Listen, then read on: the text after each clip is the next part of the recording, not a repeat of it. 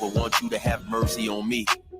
Father God, I also ask that you help me to be quick to forgive and slow to get angry. Amen, amen, amen. These young dudes out here don't respect shit until you put the barrel in their ear and let the text spit. I just might catch a case on my next hit, remove their whole face on some special effect shit. So show respect, Drake, or I'ma have a flashback.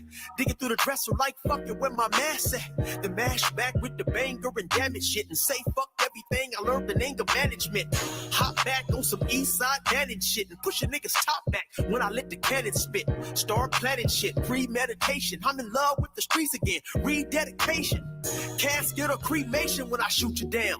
I was built for the smoke like a hookah lounge. I keep big shit that sound like a bazooka sound, and I shoot quicker than ain't gotta be a hoop around.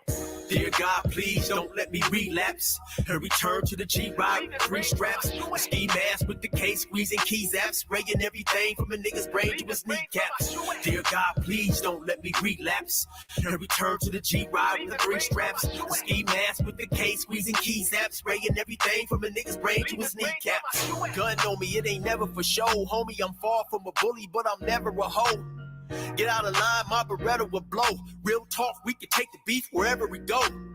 I bring it to your front door like I'm Uber Eats. I guarantee you listen up when this Ruger speaks. Plus I maneuver through these streets like a ghost, and I'm handy with the heat. I cook a nigga like a roast. On me, homie, this is not a boast. I will still come through, boy, and stop a nigga's post. Playing close, man, Eric will ease it. Quickly off the waistband, man, and Eric will squeeze it. Leave you niggas laid out dead or paraplegic. Niggas playing in these streets while I'm very strategic. I come to your house dressed like the gas man. Shoot you 9 times, leave you stretched by the trash can. Dear God, please don't let me relapse and return to the G-Ride with 3 straps. A ski mask with the case, squeezing keys apps, spraying everything from a nigga's brain to his kneecaps. Dear God, please don't let me relapse and return to the G-Ride with the 3 straps. A ski mask with the case, squeezing keys apps, spraying everything from a nigga's brain to his kneecaps. I don't put shit on Facebook, I just holler in person. Put the pistol in your mouth while you holler in cursing. All that shit you kept rehearsing and put on your live, got your clap with the big 4-5. You bitch nigga, if you tell me to pull up, I'ma do that. That nigga who was whooping first nigga that I shoot at. Ski mask on my face, bystanders be like, who that? I ain't with the talking, bitch boy, I thought you knew that. Leave his brains where my shoe at and bounce like I'm on a trampoline. Leave you laid out, nigga, like you camping on the scene. If you want something sweet, grab a peach or tangerine. Niggas won't smoke, well fuck it, I'ma let them handle steam. AR with the beam, you see the red dot? We tug on this trigger, nigga. It'll make your head pop. Blood pouring down to your shoes, call it Red Sox. Your brains hanging all over your shoulders like some dreadlocks. Expect the gang of dead ops if they ever cross the line. The Lord said in the Bible, oh, revenge is mine. So I'm just trying to find a righteous path between the two. Before I lose control and do the shit I used to do. This being humble shit is new. I'm trying to turn the other cheek, but I ain't never been a bitch, so watch your mouth when you speak.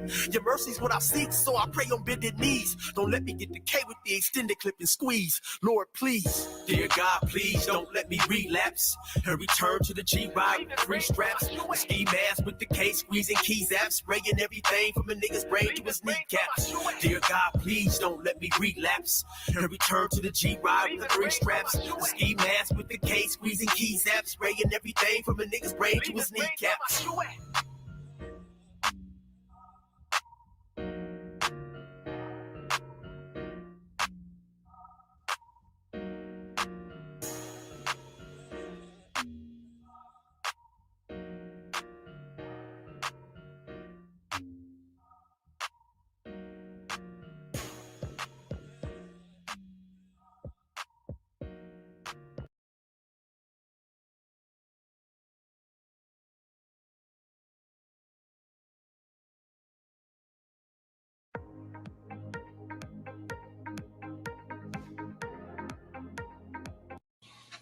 And with respect to the information that Ms. Bird and whoever this other individual was, that they told you there were other incidents that they were aware of, did you ever provide that information to the CPS investigator?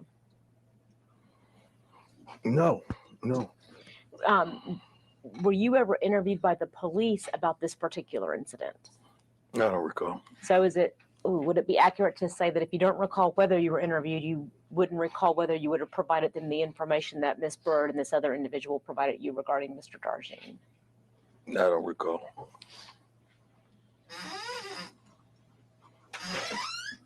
Were you aware that ultimately what CPS determined as their final determination was that Mr. Darjean had not done anything improper with your son? Did you know that? No, ma'am.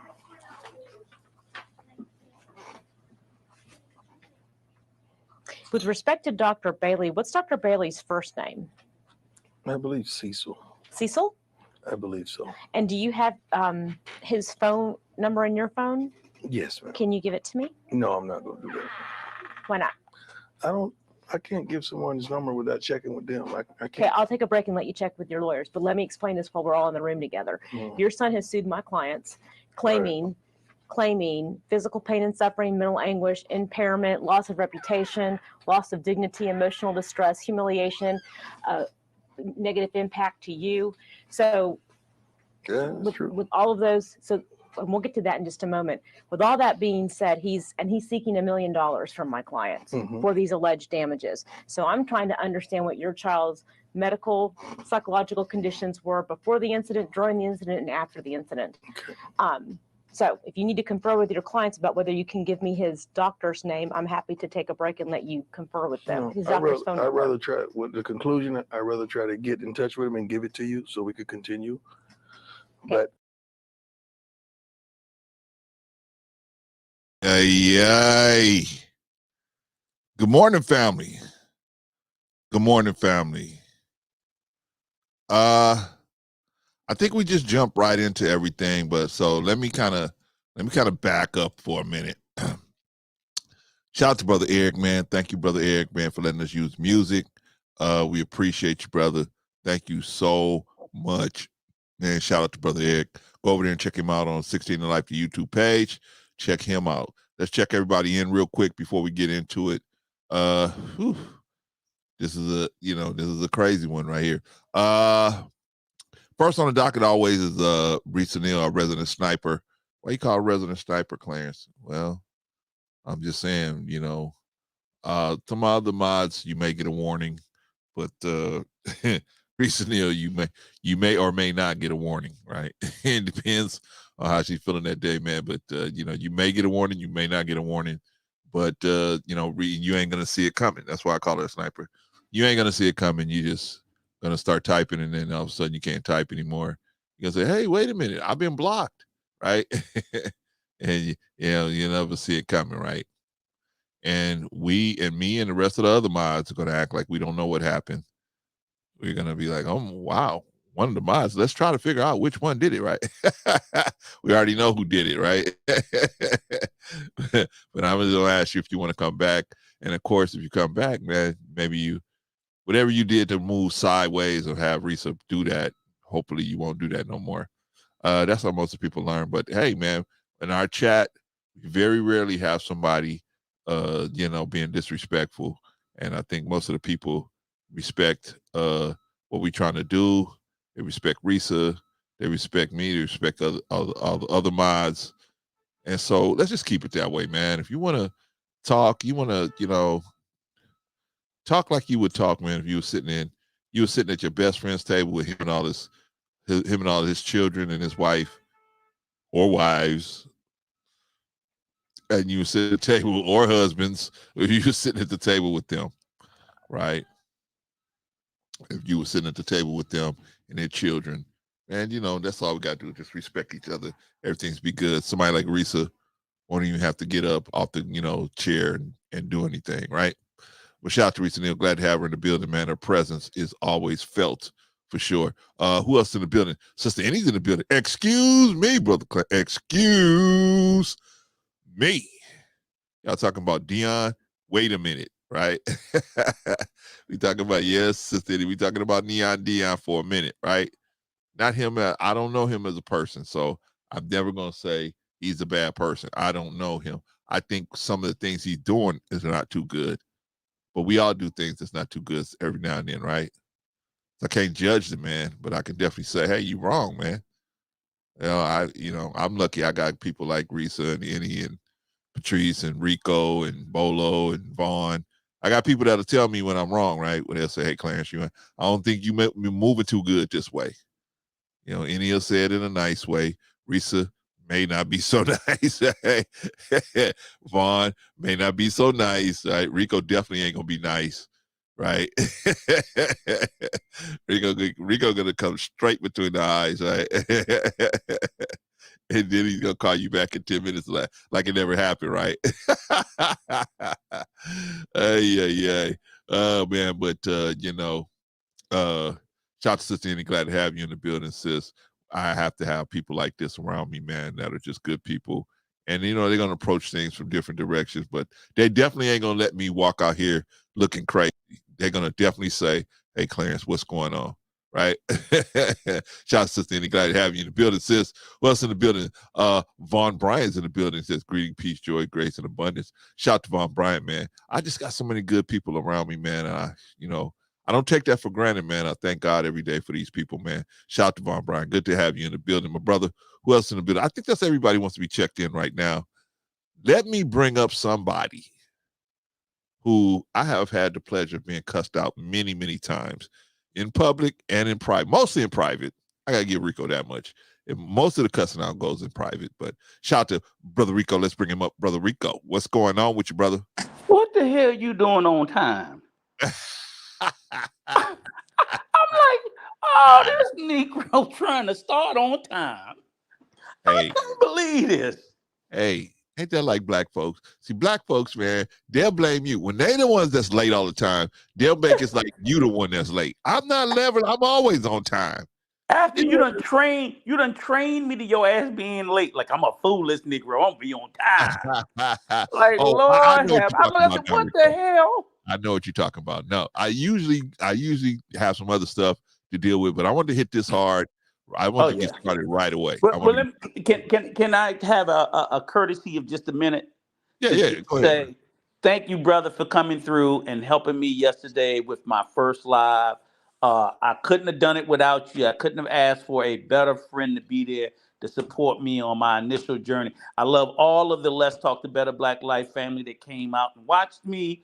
I hope I made you guys proud. I think I held my F-bombs and my cussing to a minimum because I was trying to go through and do a little teaching. But I can't speak enough to how much I appreciate you coming and supporting me on that, brother. Wait a minute. Wait, say it again, man. You think you held your F-bombs to a minimum? A minimum, right? I know it wasn't zero, but it was lower than normal. Well, look, and you know what? I didn't know how much you could be a long stroker. I'm like, Jesus, Clarence. But I did. I think I did. I think I did okay. Yeah, you did okay. You did okay. The message got through. You did good delivering the message. Yeah. You know me. I'm always looking out for the kids, man. I was like, well, you know what? Let's because I know a lot of people, they like Deion and they love Deion and they don't know this side of Deion I don't care. we bringing out. Right. They don't But know I think I was good through all the video. Shout out to Trey, by the way. Shout out to Trey. I think through all the video review, I was pretty good, clean, everything. Of course, when we get into the conversation with me, you, and John, the shit's gonna go off the rails. I mean, but that's how we would talk sitting around at the barbecue. Right. It's like, hey, y'all gonna get a peek. Right. The three of us were sitting around chopping it up. We gonna talk because that's just how we, older men speak to each other amongst themselves, and nobody's being sensitive about it or anything like that. But that's why I just wanted to get through the videos so that we would know what we were talking about. So when we were starting to talk, we could know what it was about. But I feel good. I feel empowered. In 2 weeks, I'm hoping to do a totally different topic. As I said about the Passport Brothers, a lot more better and well said. So that's where I'm looking at going forward with it. So that's that. But I want to say thank you for coming through and helping me on my initial launch. I'm gonna be there, man. Yeah, and we right back here now talking about this, reviewing this in more detail because it's the story needs. Oh, let me ask you, have you watched the Tubi documentary? I did. I watched it. Good. It's good. Yeah. But you know what? I feel bad because I know there's a lot more to the story that even that the Tubi thing had Oh There's a yeah, lot more to the story, right? But they yeah, only got an yeah, hour yeah. to work with, right? A So lot more, but like I was telling John, I said shout out to Sherelle, by the way. because you can only do so much time in making a documentary or a movie. Everything's not going to get in. Right, You of lucky course. if you can get half. So you just got. Right. But I think it did a good start to end story. Like it didn't even say towards the end the fact that John won the lawsuit Yeah. at the end. It's like now granted, he ain't got it. He ain't got none of the money, but he actually won it. And I think that's an important part to point out that he did sue and he was adjudicated. Again, like I said, not Yeah. pending a judgment. It Right. was held up on It's appeal done. and he won. It's done. Yeah. So that definitively means he didn't do what they said. He was falsely accused. He sued in a court of law, and they held up that he was right. So that's the greatest vindication. Whether he ever I mean, I want him to see his money, but if he Of see it or course. not, we know all the way through he told the truth. They lied, and especially Shilo and I say Deion too, and So it that's just what I needs to want to be get to known. today, Rico. Yep. That's what I want to get to today because you opened the door, but I said, man, you know what? There's a little more to this lying situation that I want to get to, and I want to show how you can say I'm a Christian, I'm a this, I'm a that, I'm a Muslim, but what good does it mean if it's only in your convenience? Right. You know what I'm saying? Because you got to be held to that standard, whether it's good for you or whether it's not good for you. You got to still stick with your standard, right? Right. And you So sitting that's there in depositions telling a bald-faced lie. many ball-faced lies. Right. many, I don't many. remember. I don't recall. I'm like, man, if I you don't don't get out of here recall, with this, right? you don't get out of here with this Donald Trump whatever crap. Yeah, you're in $1 million, lawsuit, and and your child is in this $1 million lawsuit. You're not gonna give us somebody's number? Right. Come on, man. Somebody gave me the tapes on the down low, but I don't remember who. Yeah, okay. Well, But they gave it to me on the down low. Okay. We're gonna get to that. So you're right. I'm glad you brought that up because I'm gonna start from the beginning. So I'm glad you brought that up, and then we're gonna go back to Deanna the oath. Okay, yes, sir. Okay, y'all. So here's the thing. So shout out to everybody in the chat. Shout out to Anderson the Great, by the way. Shout out to Sherelle. Shout out to Trey Ferg. Trey Ferg said, I wonder who's going to take me. We know who's going to take you out, brother. Don't even worry about it. All right. So we are talking about John Darjean and his lawsuit against Deion Sanders, Shilo Sanders, and Pilar Sanders.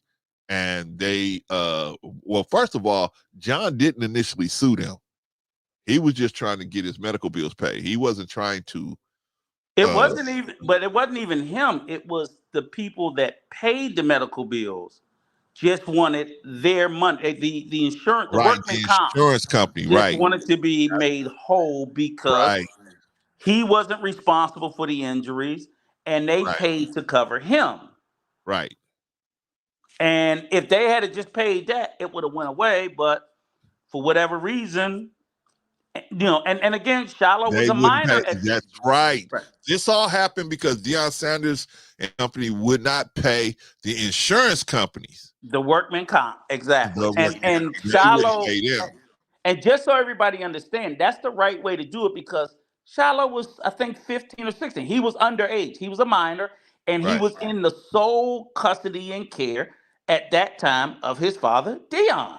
Correct. So that means if you let your 15-year-old go out here, or not say let, but if your 15-year-old go out here and do something, people can sue the parents. As parents, you guys better understand, ain't no hands off. You brought them little crumb snatchers in the world. Things they do can cost you financially. It's not just, maybe they won't throw you in jail. But yes, people can sue you for the deeds and the acts of your minor children. Absolutely. So that's how this initially got started, right? So then they took action against John to get the money, and so John had to take action against them to get the money because John obviously didn't have it. So he's living off of a little retirement check. That's all he had coming. Disability. Disability, He's excuse me, disabled. disability check that he had coming in. All right, so that's how this all got started.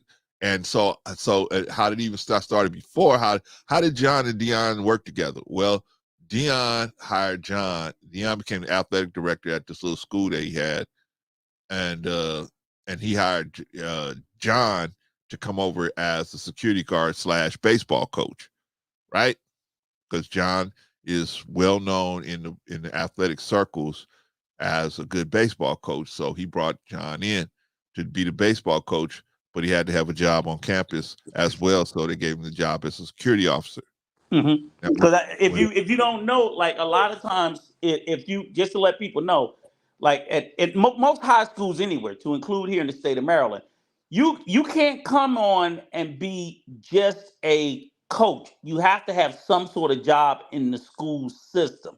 So oftentimes you'll be like, oh, you the head football coach, but you a PE, you are a substitute teacher. Correct. Or some sort of teacher's aide, because other than that, they cannot hire you strictly for an athletic position. It has to be an athletic / school position. And that's pretty much all high schools that I'm aware of all over the country. You just can't be a coach and not do something in the school. Because other than that, most school systems say you can be a substitute teacher, you can be a gym, you can be the janitor. You just can't be a coach and nothing else. So if you want to be a coach, you can be security, you can be a substitute teacher, you can be an audio visual aide. You have to be something. So for John bringing him on as a coach, they had to come up. So they was initially, like, if you watch the documentary, you'll see they were using him initially illegally as a coach / security officer. And the only thing that was illegal about it was he wasn't credentialed under a security company at that time. Right. But they subsequently did do that. Which the documentary goes into that situation about him being credentialed as a security officer. So, but I'm just laying out the open situation that Deion brought John in. They didn't just meet. Deion brought John into the school, and then the situation happened with his son, Deion's son, and John Darjean. Shout out to Patrice, by the way. Shout out to OG Patrice. All right, so that's just the opening up the situation, how those two got into a place where they worked together, right? Okay, so now at some point, John was asked to deal with Shilo Sanders, and Shilo Sanders, and a confrontation ensued. And in that confrontation, Shilo Sanders, because of his state of mind at the time, being unbalanced at the time, he attacked John, right? Which all of the video would prove, but of course Deion Sanders was able to get that video and make it unavailable for the court case some type of way, right? John says, hey, no, Deion didn't bring me into the school. I was already at the school. I'm sorry, John, you're right. He brought his children into the school, right? He brought his kids, because the school that Deion had shut down for whatever reason. That's a whole other situation, right? But his school shut down, and so he brought his children over to the school. John was already at this school as a security guard, right? Yeah, he brought Shilo badass over there. Right. Shilo had been a problem at that. Shilo had been being a problem, and I think it had been in the news before. You know, Deion was going through either was going through at that time or had been through a very, very nasty divorce with Pilar. That was all over the news. Ugly. Anybody can look it up. I don't know exactly details. He had a what you call that, a reality show. Yeah, that was kind of going through all of this situation at the same time. Yeah. So it was public. It was put out there. So I'm like, It was known she made a bunch of accusations against him. He made a bunch of accusations against her. And I don't mean just on the reality show. They were always in TMZ, with some shit going on between them and phone calls and the police and all that. So, again, that's all well documented through the news. Any Google search will show you all the messiness. So, I'm not surprised that we know children when they're in the middle of a messy divorce between their parents, they will act out, but that ain't no goddamn excuse to assault somebody. Yeah, no, and so, but it goes to what John was saying yesterday on your show yesterday, Rico. He was talking about the entitlement of a lot of these kids, man, especially ones that got money. They just feel like they could do whatever, man, and you're supposed to just bow down and do whatever and take any kind of abuse they throw out because who like their daddy is. Yeah, John said, he said, who my dad is? Yeah, I was just pointing out to the fact that any kid, just to give Shilo just one little ass kernel, is that I know that kids who don't even come from celebrity parents, if in the middle of their parents going through a nasty divorce, we know those kids tend to act out. Yes. So that's all. Just like it could be two po-ass people going through a divorce, it affects your children. Now you add on top of that, the kid that already has a sense of entitlement and come from wealthy parents and going through something. Now you got a walking, talking fucking piece of shit time bomb that's waiting to lash out in a horrible way. Definitely, man. It was, and it's a sad situation. So we're going to look at Deion Sanders and some of the deposition that he was involved with, where one of John's lawyers is trying to just get him to give up a telephone number of a doctor. That's all she's trying to do. And Deion just fights her tooth and nail. Just gets ridiculous, right? But this is a man that's teaching your son how to be a man, right? Yeah. Okay. Let's go take a look at it. Let's see this great character leader. You right? He talked about he wants people with good character, all the stuff that he said he wants. Hey, John, you my brother in Christ.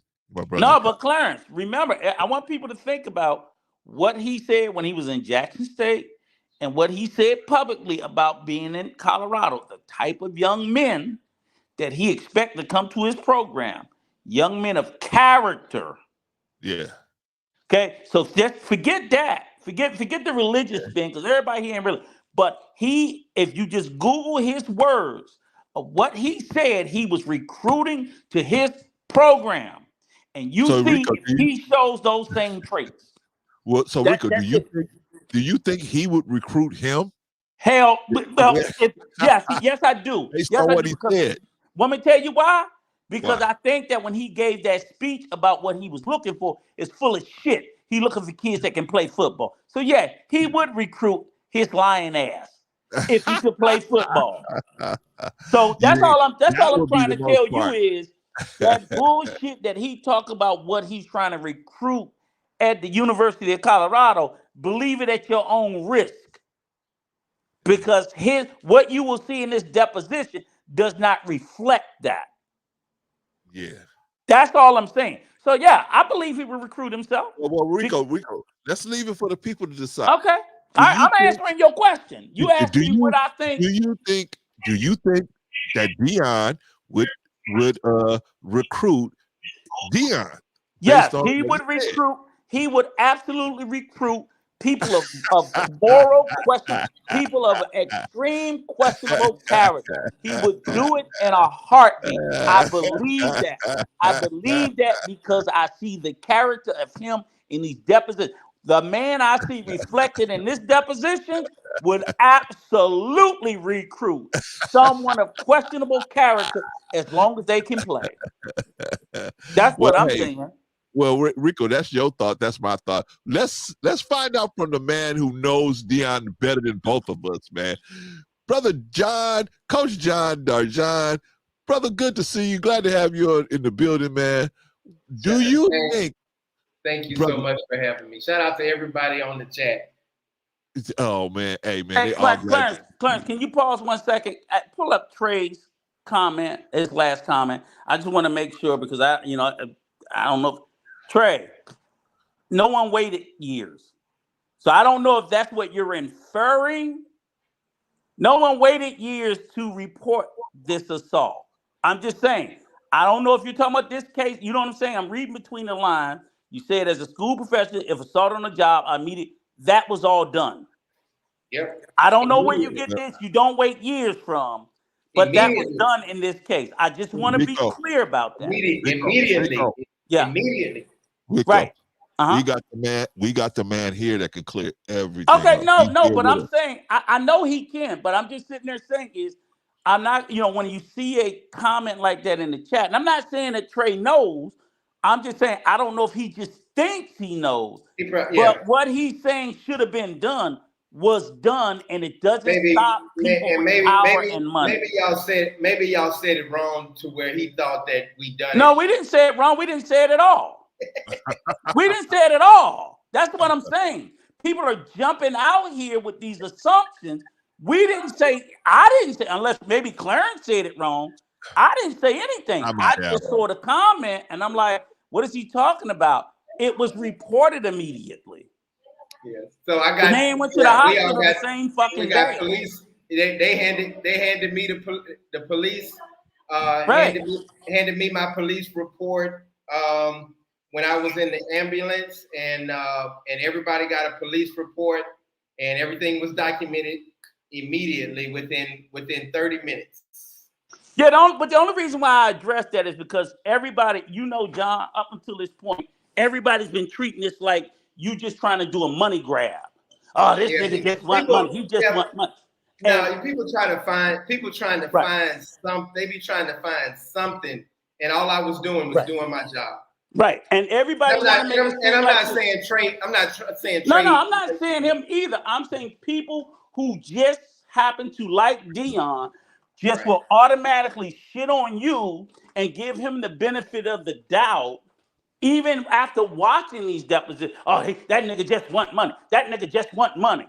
Like, you know what? So that's why I can't let a comment like that go unchallenged or uncorrected, is what I'm saying. I filed a lawsuit on them like 2 or 3, maybe about 4 months later after he put me on TMZ. I wasn't even thinking about filing a lawsuit. But then when his black stanky ass put me on TMZ, that's when I filed a lawsuit.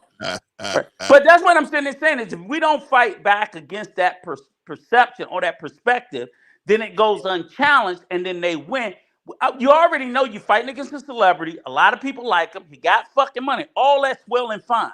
But if people make misinformed or uninformed comments, you should have reported the same day. It was.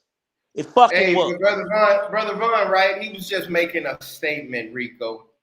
But don't say that though. Rico. No, because that statement, that statement does not read like you did, like you didn't, like you waited. Rico, but we got the man right here who can answer. I know I'm addressing let him do it. I know, but just let him do it. Okay, go ahead. Put the statement out and then let him do it. He's right here. Y'all wasn't even gonna pull the statement up. But go ahead. Well, you're the one that made me do it. Yeah, because other than that, people would have read the statement and just went with it. This nigga waited. This nigga waited. He running for the money. That's what I'm saying. When you let it go unchallenged, all of a sudden it takes root, and then good luck trying to defeat the narrative after the fact. Oh, that's all I'm saying. Okay. So Trey said earlier it was a BS suit. Now he's saying, oh, okay, I didn't hear. Oh no, this is Vaughn saying, sorry, I didn't hear the pre-con. It's not a BS suit. Exactly. Okay. Do you see what I'm saying? Okay, but see, like I said, that's why I showed the screws in John's neck. Right, that's why screws in his neck on the thumbnail, because who put screws in their neck? Exactly. Just to have money.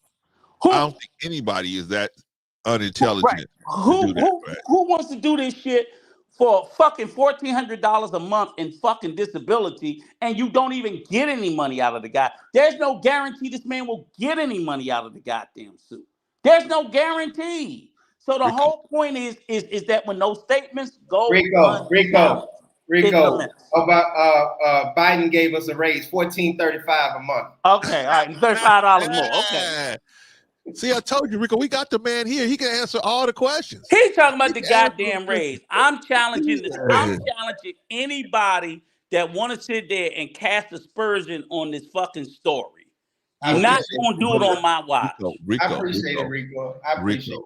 Let him. Okay, I get it, but let's let him. Okay, so we got John here. Now, I want to ask John one quick question before we go back to Deion. Okay, John. Hey, wait, let me say this real quick. I want to thank you and Sister OG Patrice and Rico for interviewing me a year and a half, almost 2 years ago, before y'all even knew the facts and before you guys were just hearing me out, and I appreciate that. Okay, Clarence, can you pull up the last statement? I'm gonna let John address that. Pull up the last statement he made, and John, you address it. Okay, let me read it. Working in the school system in Chicago, if his son assaulted you, he or his son are both responsible. I think that makes sense. That makes sense to me. It's supposed to be. That's the way it's supposed to be. That's the way it's supposed to be. Now, if we can get Deion to look at it that way, we'd be all right. He paid enough money to get out of that. He found a way to get out of it. But I sued all three of them. I sued the mom, Deion Sanders, and Shilo Sanders, and the only ones that owes me money, $12 million, is Pilar and Shilo. And that's why we were talking yesterday. We were discussing the fact that Shilo is filing for bankruptcy, right? He can't pay his creditors, right? Right. All of a sudden, right before he goes to the league, right? He's going to file bankruptcy so he can discharge this $12 million that he owes John. But that's the things we're going to get into. We got John here today, so we can get into a little bit of that stuff. But okay. But what we want to do is encourage everybody to don't just believe us. Go look at the, I think Vaughn put the link to the Tubi documentary out there. So go click that link and go watch the documentary for yourself, right? Then we got the man here. If you want to ask him a question, you can go to his channel. That's called the Dominican Route. You can go to John's channel and ask. I'm sure John will answer any question you have. Even if it's not on the subject he's talking about, he will answer it or figure out a way to get you an answer. So you can go over there to the Dominican Route. But right now, yeah, you guys can ask me questions. I'm home now, and you guys, the documentary's out. Of course, I'm not going to tell you the entire documentary because I want you guys to watch it. But if you ask me some basic questions, no question is a stupid question. And even if you are leaning toward Deion and trying to fight for Deion, you can ask me a question and I'm still going to answer it because I'm going to tell you the truth. Okay. So I want you guys to understand, and all of us really to understand, that Deion Sanders is like any other person, Eddie Long, Jim Jones. There's people that really believe in these people. They really believe in these people. I'm not saying that Deion is like Eddie Long or Jim Jones, but I'm saying that he has true believers like they had true believers, right? And so having true believers, man, they are going to be very protective of their idol. Brother, I didn't mean to cut you off. It's crazy you said Bishop Eddie Long. That's the one that passed away, right? Yeah, that's correct. Okay, yeah. So, yeah, I'm gonna wait until I get on Shay to talk about the connection between Eddie Long and Deion. I know, and since he tried to lie on me and he lied on me and he did lie on me, yeah. If somebody come after me, hey, I got something for your ass. I know a lot about a lot of celebrities because I was amongst the celebrity status C. I wouldn't know A or B or C. You know, I played with the Yankees. I played in some movies, but I know some homosexuals that are gay, that are a lot of people that don't know is gay. I would never talking too much. I would never, let me finish. I would never say their name. But if you come after me, like Deion Sanders did, I got some stuff on Deion that eventually I may put out on Shay Shay if I'm on Shay Shay. Oh, so you got some Diddy tapes? You got some I ain't Diddy gonna say tapes? it. I got some stuff. All right. I got some facts. But anyway, go ahead. And Trey it got says, something to do with Bishop Eddie Long, I tell you that. oh boy. Okay. Okay. Go ahead. So Trey says, well, bro, blessed to you. No need to talk further about the issue. Pilar and Shilo are both adults. They are responsible for themselves. Absolutely. But see, this is the hard part, Trey, because you're just asking questions. We got some real true believers that, man, they get offended when you start telling the truth about some of their idol, right? They get offended, right? They say, why would you talk about this person? Why would you just trying to do this? You're just trying to do that. And they put what they would do on John.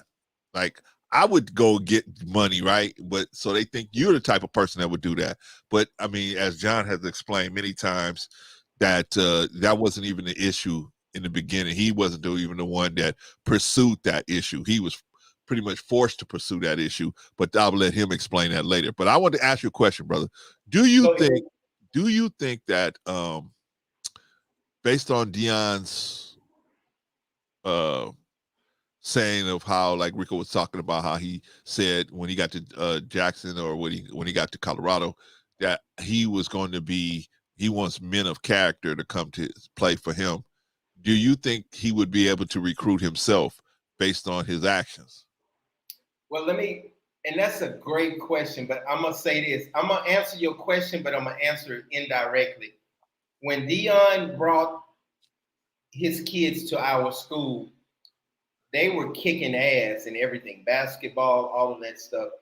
Man, they had their pants sagging. They were saying, nigga this, bitch this, smoking weed on the bus. And Deion knew about this stuff. They played, when you get off the bus, you can hear, fuck the mother niggas, because I'm down with my niggas. Fuck, and everybody jumping on the bus. You can hear all of that. But they can play ball though, right? They can play ball though, right? Man, they can hoop, but they didn't go to class. They didn't go to class. But and so before Deion's school closed Wait. John, hold on. I just want to make this clear, because I used to watch his what do you call that? Life, real life, the show that they were doing on him, right? Reality TV show? A reality show. Yeah, he had two of them. I thought his kids were like golden angels, man. They made him look like, man. Shilo was bad on the show. Well, no, Shilo was mischievous. Right.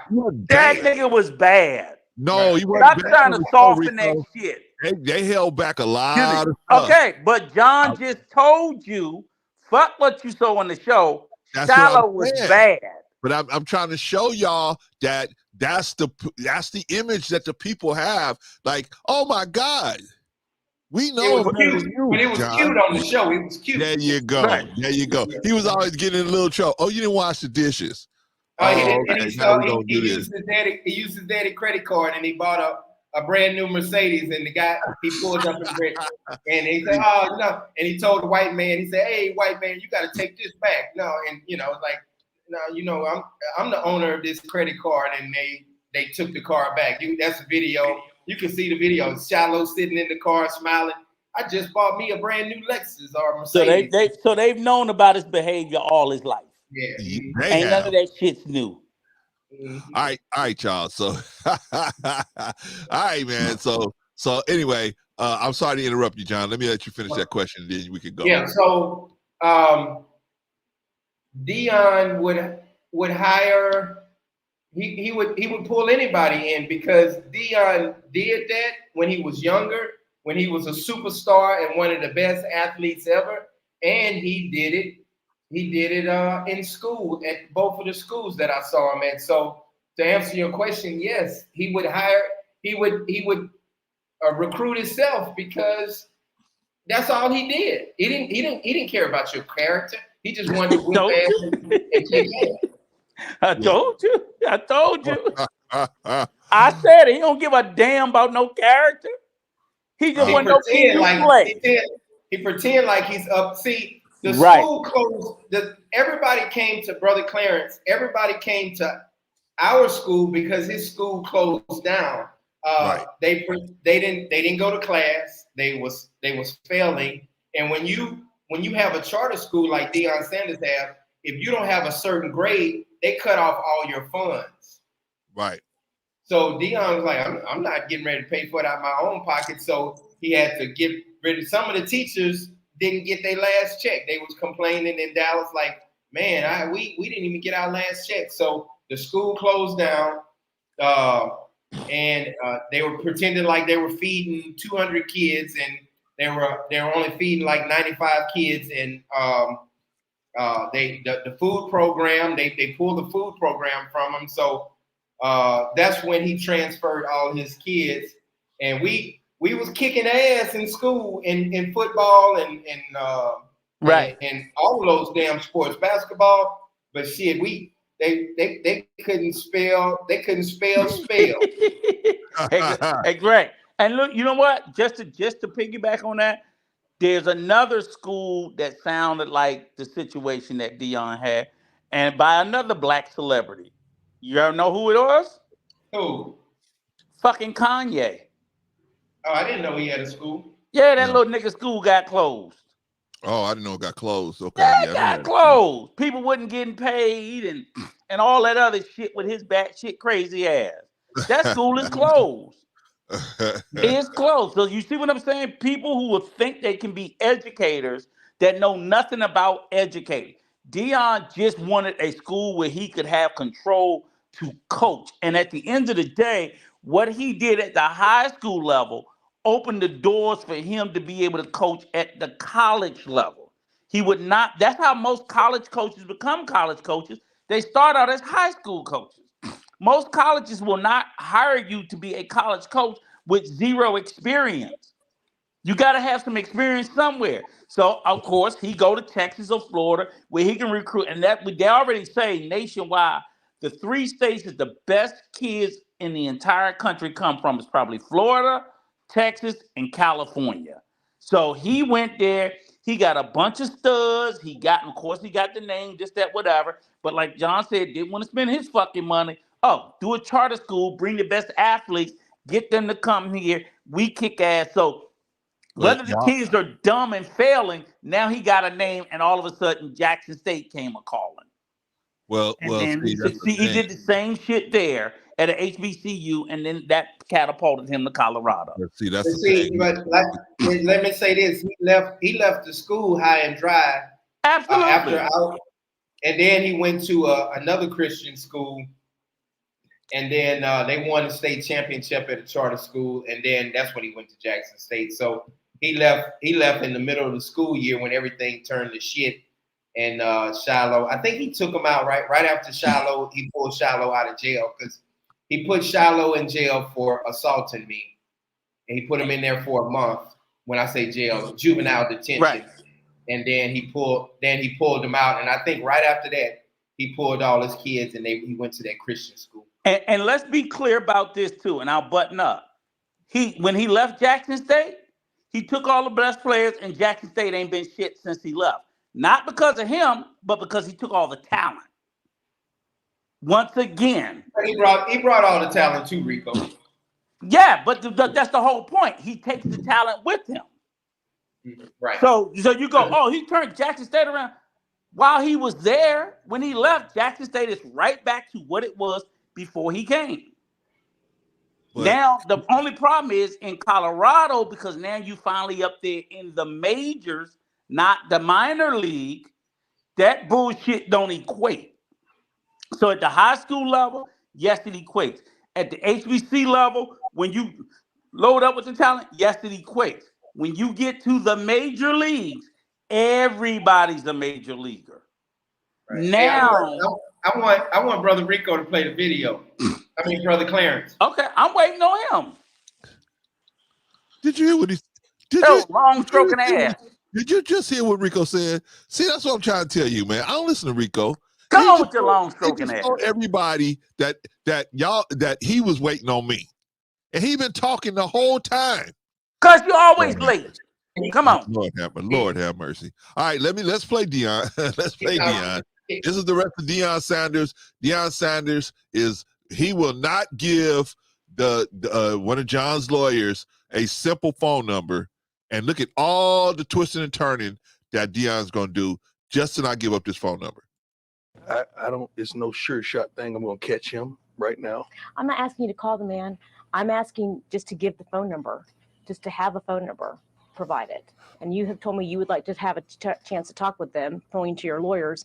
And I'm happy to give you a break to let them direct you, because you have the right to that. You have the right to seek that counsel from them. And I'm all about giving you your rights. So do we need to take a break? And whatever they tell you, they tell you. When whatever direction they give you, Mr. Sanders, they give you. But where I'm from, man, you don't give people phone numbers out without checking with them first. I'm sorry. That's law. So we're all in here together as a bunch of lawyers and a judge. That's not a legal reason for not giving out a phone number of a medical provider in a case where there's $1 million worth of damages being claimed. I would like to give you a chance to talk to your lawyers off the record and in private. No, I'll give you a number. It's not going to be his, but I'm going to give you a number. I'm going to tell you the truth. You can give me a number of what? I'm going to give you a number. Okay. He don't give you anybody's phone number. This motherfucker. Okay.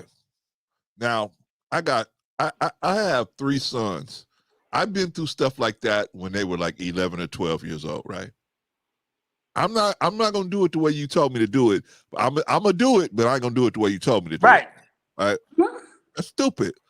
I need you to do what I'm asking you to do.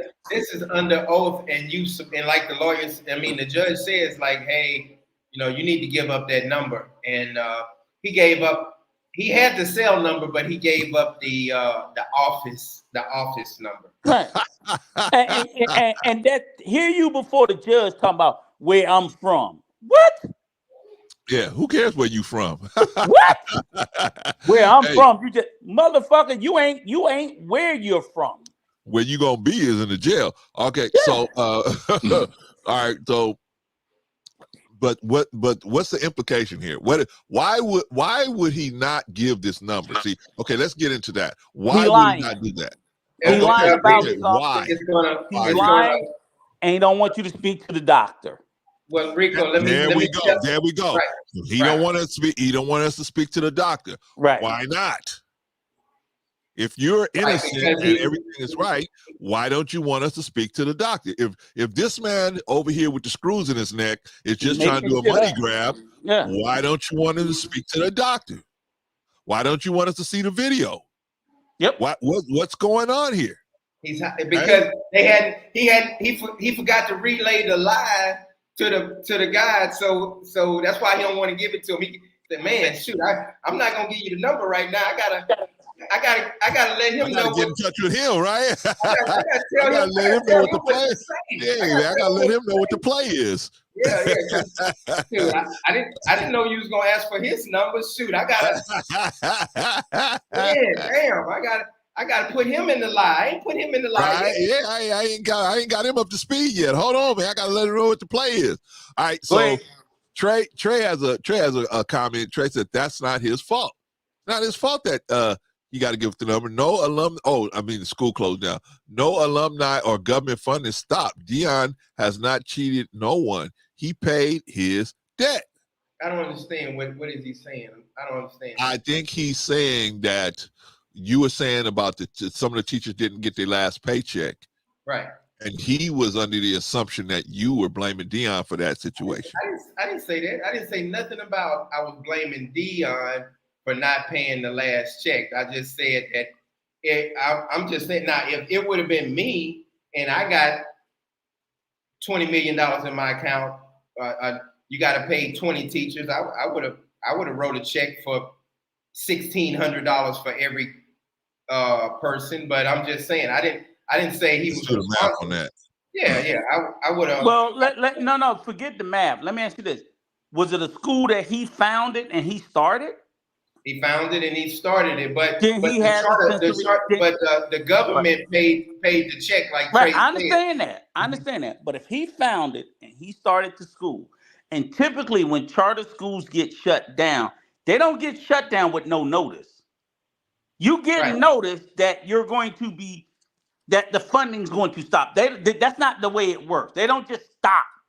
They be like, hey, you know, you haven't met your accreditation. We're not going to fund you for next school year. Now, if you decide to let those people come to work next school year and not tell them that no fucking funding's coming because you think you're going to get the funding, you're fucking responsible. Right. Mm-hmm. Right. Okay. So yes, he hasn't paid his debt, because if you mislead me to believe, because again, if you're running the school, Clarence or John, I'm relying on your representations to me as a teacher. You say, Rico, come on back next year. Don't worry, I'm gonna have it taken care of. I went off of your word, not the government. I'm not submitting the fucking paperwork. You are. That's why I asked, was it a school that he founded and he ran? If he did, he is responsible for ensuring that his employees get paid. He fucking hired them, not the government. Right, but Rico, he hired. Rico, that's a good point, Rico. That's a good point. What Trey is saying is, when they cut your check off, when they cut your funding off, your funding is cut off, and so he is Deion Sanders is not responsible for. Yes, he is. That's bullshit. No, he ain't. Yeah, let me explain to you. If he hired them, the state didn't hire those teachers. He hired those teachers. So he hired them under the charter school, Rico. But it doesn't matter, okay? When they I'm not trying to take up his. Let me say, I'm not trying to take up his stanky. I know you're not trying to take up. I'm just telling you facts. I'm not saying you're trying to take a form, and I'm not saying that your facts are not true. Mm-hmm. I'm just trying to tell you the way the law works. Mm-hmm. If I sit there and hire you, me, Rico, and I'm sitting there relying on government funding, I'm obligated to you, not the government, me. I made a representation to you that I would pay you for your services. But Deion is not writing the checks at the charter. It doesn't matter. Excuse me. Yes, his school is, because I get paid from the government, and then I subsequently pay you.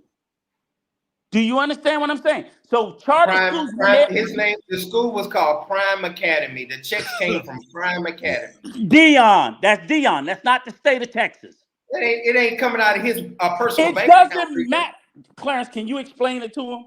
No, because I see your point and his. It goes into, this is what I'm saying, John. Listen, Rico, let me explain it. Let me explain it a little better. Yeah.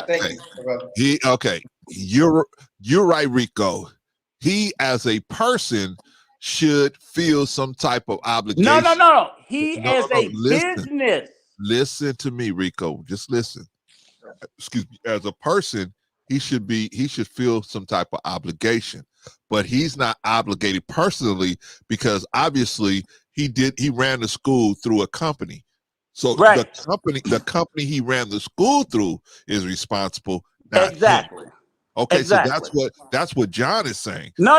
John's not saying that. John is saying the state is responsible. I'm like, no, the state is not. Because what I'm saying is, for him to start a school, I was getting ready to say it, he had to create a business. The business contracts with the government. Okay. Where the money come from, Rico? Excuse me. It can come. Excuse me. Here's a perfect example, right? You got schools that contract with the government in the state, and that's where you're locked on, right? But guess what? I'm gonna start a school, and I'm not getting government funding. We're charging tuition. The money comes from the fucking parents. I still have to pay you. How the money I still have to pay you because it's a private fucking school. It's a charter school, Rico. But John, I don't care if it's charter or not. I'm telling you, I'm trying to tell you how responsibility goes.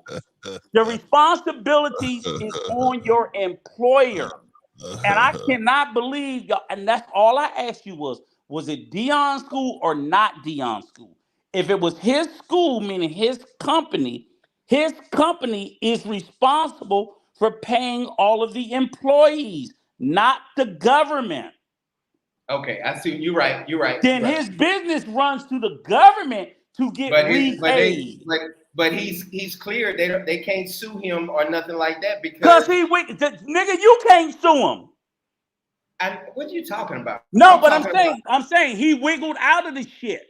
That's right. They're not. But you This is what it you is. can't. But he wiggled out illegally. But listen, John. But you cannot sue somebody for having a charter school and you can't go after them because it's under LLC. Right, exactly. I was going to say you can't sue the individual. You can sue the business. That's why people do LLC. Do you know what LLC stands for? Limited Liability Corporation. PLC, personal. That's what that shit means. It means people put businesses in those names so you can't come after their personal assets, but you can go after the business assets. So ultimately, well, that's what he's right. But what I'm sitting there saying is y'all sat there and said he doesn't owe. He does owe. He doesn't have to pay. That's right. How does he owe? He owes because it was his business. No, Rico. That's the point of having an LLC. No, so you can separate yourself. Excuse me. Legally. Listen, the point of the LLC is simply to protect. It doesn't mean you're not responsible because you started the business. But Rico, if I'm doing business with Rico LLC, I can't go and say, well, Rico LLC did me wrong. I'm going to sue Rico the person. No. I'm not saying that. That's what you're saying. No, I'm not saying that. I'm saying if you start a business, you have some responsibility for ensuring that business does not fuck over its employees. Okay. You have that level of responsibility. Other than that, I'm going to start a restaurant. Y'all all slip and bust your fucking head and kill yourself. Oh, not my fault. Walk away. That's crazy. People do it every day, Rico. People do this every day. That's why they have LLCs. But no, let's just agree. Let's agree to disagree and move on. You know what LLCs don't stop you from doing? One thing that LLCs require your ass to do? Have some motherfucking insurance. You have liability insurance. You have malpractice insurance. You have that because someone's responsible. Okay, Rico. I work in this shit every day. Y'all are crazy. I'm not saying you don't. I'm not saying this is wrong. All I'm saying is you can't because I started a business, Clarence LLC, and Clarence LLC took all your money. You can't come after and sue me because you wasn't doing business with me. I get that. Right. I get that. That's all I'm saying, Rico. Right. That's all I'm saying. I know you're right. I know you do this every day for a living, backwards and forwards. But I'm just saying that part right there. You can't just say, well, I'm going to sue Clarence because Clarence LLC did me wrong. And I will say this, and I'm done. That's not even ironclad because people have been sued. You're right. And people have been sued personally for things that their business has done. Right. So if you sit there and want to believe that no matter what, that's all that matters. I don't want nobody to walk away from saying, hey, get you an LLC, blah, blah, blah. They can't come and take your shit. People have getting their shit taken in America every day. Certain conditions they can. Certain conditions, egregious conditions, they can even pull you in. Yeah, that's why I said a good person with a couple $1 million in their pocket would have wrote the 10 teachers a check for $2,000. Right. And the only thing I'm saying is I just think it's dangerous to make a statement like, oh, he cheated nobody, he's not responsible. Like he did everything right and walked away. Just because you can get away with it doesn't mean you don't owe. They just can't make you pay. That's different. LLC says they can't make you pay, but you're morally obligated to these people. You made a representation. So morally, you're fucking wrong. But they can't make you pay. I get that. That's morally, you're right, but that's I accept that. They can't make you pay. I accept that. All right, let's move on, y'all, because we got a lot to get to, man. We got to get to the. Hey, Miss Kia said, Rico, stop disrespecting me. Stop disrespecting my opinion. When I want your opinion, I'll give it to you. All right, y'all. Let's get back to Deion. Let's get back to Deion. And Deion will not give up the doctor. He says, "I'm gonna give you somebody's number. It just ain't gonna be the one you asking me for." Oh boy. Let's go. It's not going to be. I'm gonna give you a number. You said you wanted a number. Judge, is it okay to take this break? I mean, Yeah, I mean, he's entitled to speak to his lawyers off the record to see if he can. Well, let's, Mr. Sanders, if you have that number either on your phone or some other place where you can retrieve it right now, I'm going to instruct you that you need to answer the question and provide the phone number. I understand that it's not something you would consider socially acceptable under ordinary circumstances. We're not here under ordinary circumstances. We're in a court of law, and that is discoverable information. So if you have the number, you can give it to Ms. Zavarelli on the record, and then if you feel like it's appropriate to call that doctor as soon as we get done here today and tell him that you gave us his phone number, that's certainly your right to do that. I'm not getting a number. I give you a number. If you want me to give you a number, I give you a number for her. let's step outside for just a We're second. good. Yes, we're taking a 5-minute recess so that Mr. Sanders can confer with his counsel. The time is 2:50. We're off the video record. The time is 2:53. We are back on the video record. You may proceed. Mr. Sanders, we took a break so that you could confer with your counsel about my request for the phone number for Dr. Bailey. And you've come back in and put it on a yellow sticky note. Mhm. I'm going to hand you the sticky note. Just hand it back to you and ask you, you don't have to show it. Just ask you, is that the sticky note you just handed me with Dr. Bailey's Yes, phone it is. number? Okay. Are you adverse with me reading this number out loud? What does that verse mean? Like against it? Would you prefer I not read the number out loud? Yes. This is a college graduate, right? I- You don't know. I'm what the glad word you is, right? stopped that. I'm glad you stopped that. I'm just shaking my head. I ain't gonna say nothing. I'm like, this. I can't do this. I can't. This is a college can't. graduate, right? And y'all want to give this nigga the benefit of the doubt with everything. Oh my God. Y'all want to give this man the benefit of the doubt. Was adverse. Was adverse. Come on, man. I'm not doing this with him. I'm not. Okay, so now we're at the point where Deion is just causing havoc, man. He's not giving up the number and everything like that. So I want to move from this to there's a part in the documentary that I want to get to. Let me move over to the documentary real quick. There's a part in the documentary. I think I wrote the time down here. Let's see. Hey, brother Clarence and Rico, and to everybody in the chat. I got 15 minutes because my fiance, we got to roll somewhere. But if y'all have some questions for me, but you can go ahead and play that. I just want to let you know I got 15 minutes. Okay. You ain't got no fucking business. Shut up. Rico, leave. Trying to play I important. know head of security wasn't gonna give me the video. Who's head of security? I have no idea, but whoever it was, they weren't gonna give me the video. I forgot. 2015, the security cameras at the Focus Learning Academy observed Shilo and another student shooting dice on the school premises. Is that one of the things that Deion Sanders told you? Yes. Did you ever look at the video of the altercation? Yeah. Before CPS No. interviewed you? They didn't have it there. We weren't able to secure it by then. Focus was. Okay.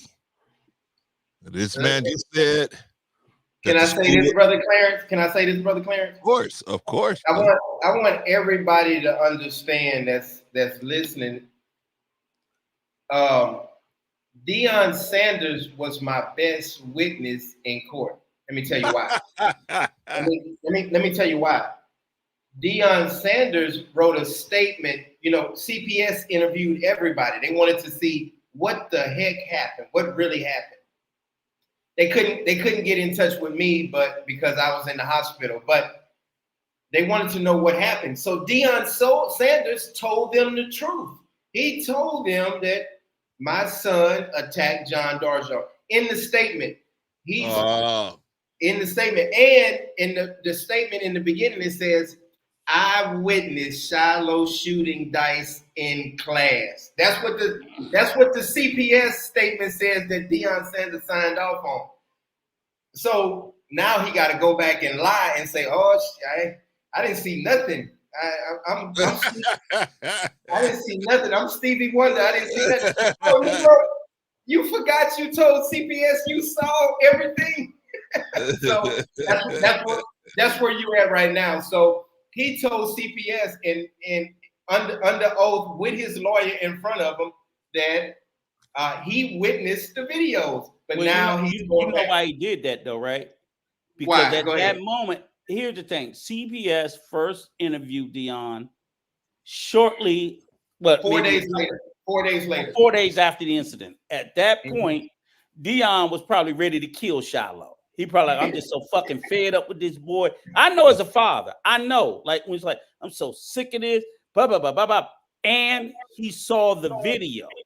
So he saw the video, but later on, he has to say he didn't see the video because subsequently he had changed his mind when he maybe was not as angry. Maybe Pilar got it. I don't know, whatever. Oh man, yeah, the lawyers told him he had to change it. Right, but I don't know if his lawyers told him, or maybe they might have recommended. So he had to change it because I filed a lawsuit on him.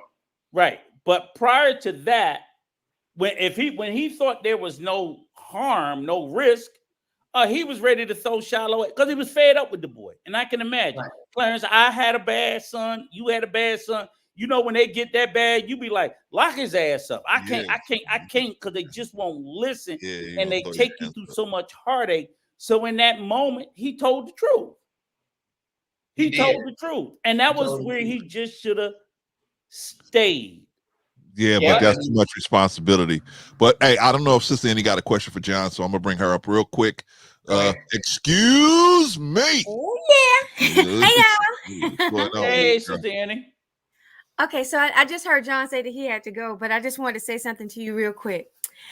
First and foremost, I want to thank Dominga because when you talked about how she takes care of you, so I thank her. I appreciate her. I love her. I don't know her, but I just want to thank her for taking care of you right now.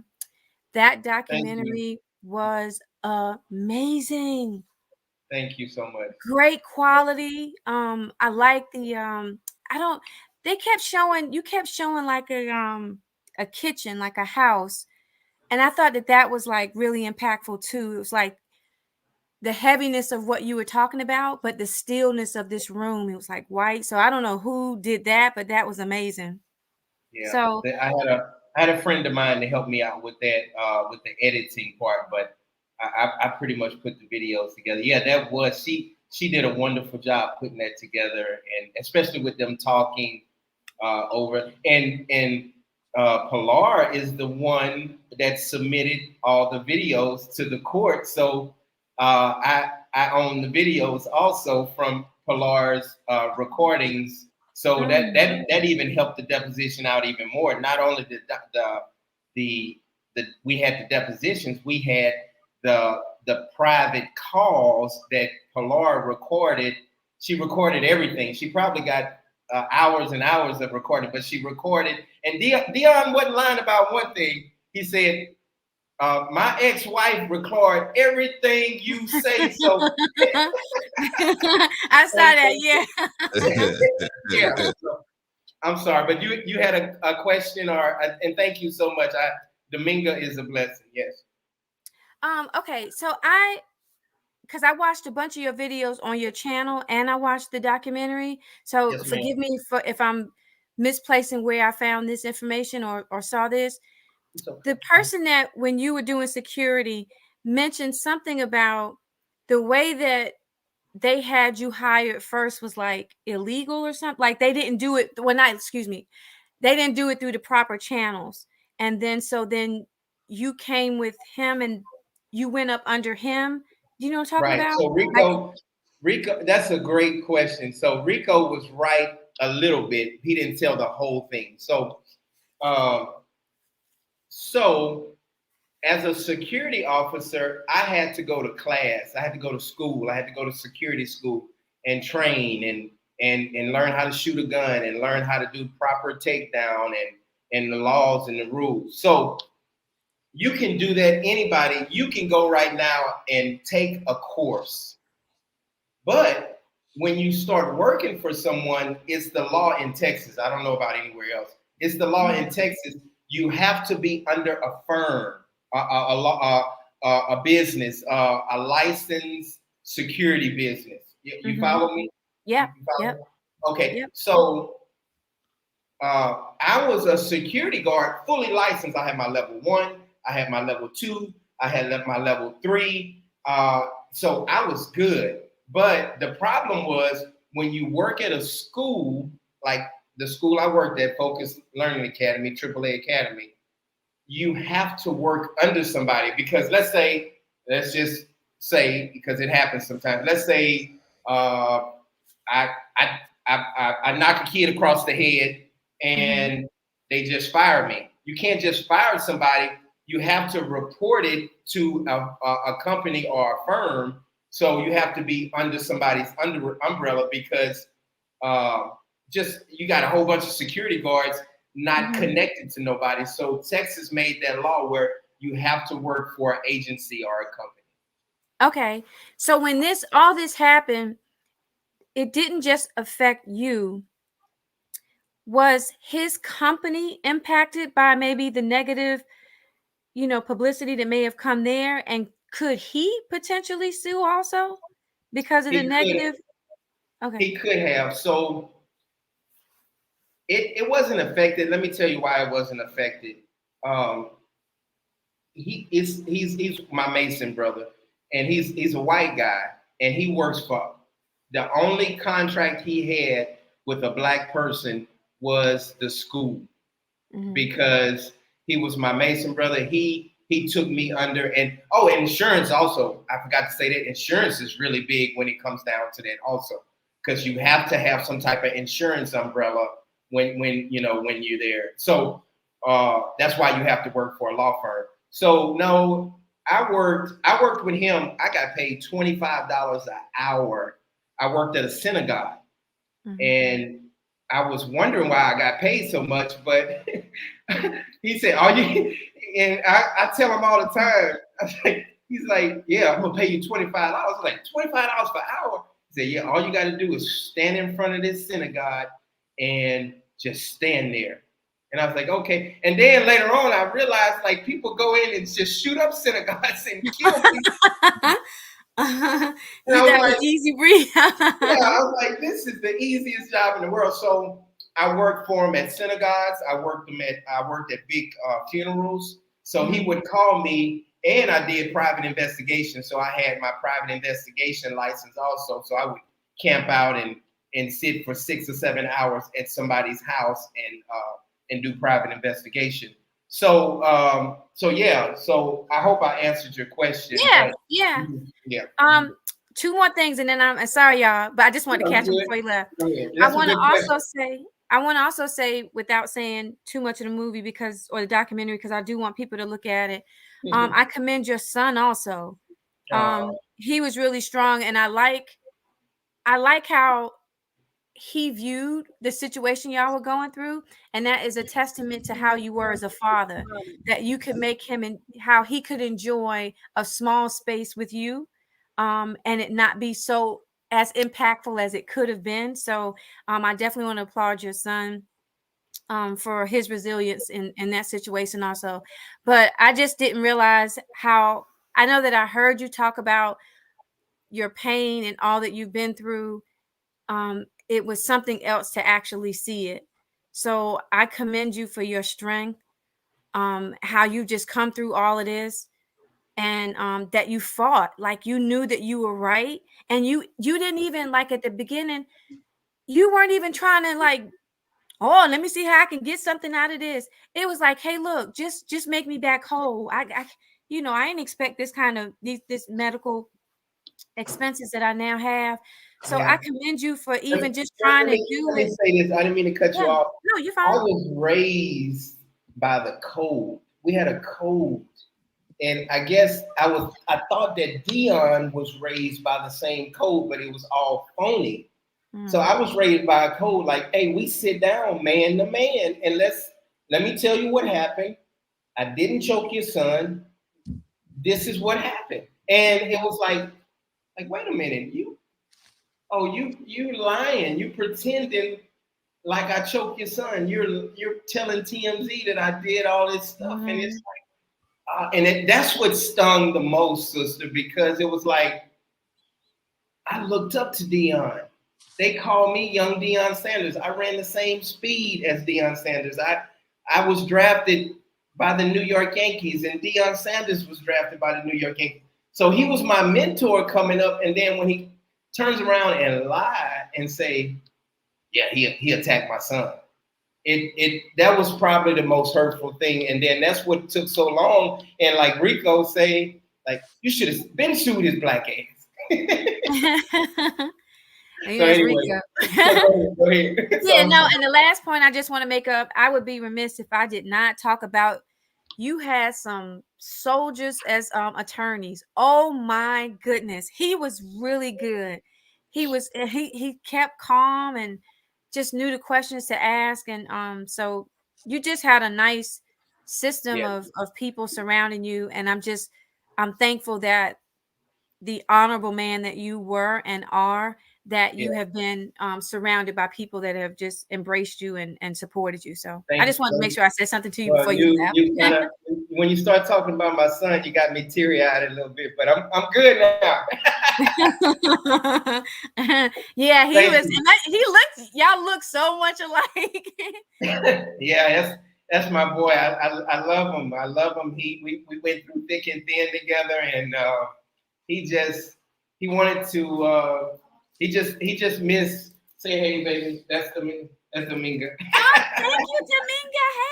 Hey. So yeah, my son, he was hurt because he couldn't play baseball with me all the time. That was probably the most hurtful thing. Like, Daddy, we supposed to be practicing every day. You said that's the only way I can get better.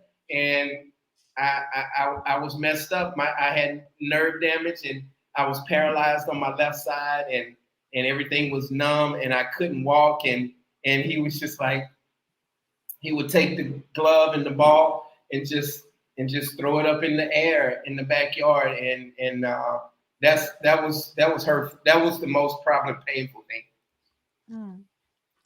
Well, thank you so much. And Brother Clarence, sorry to get it off track.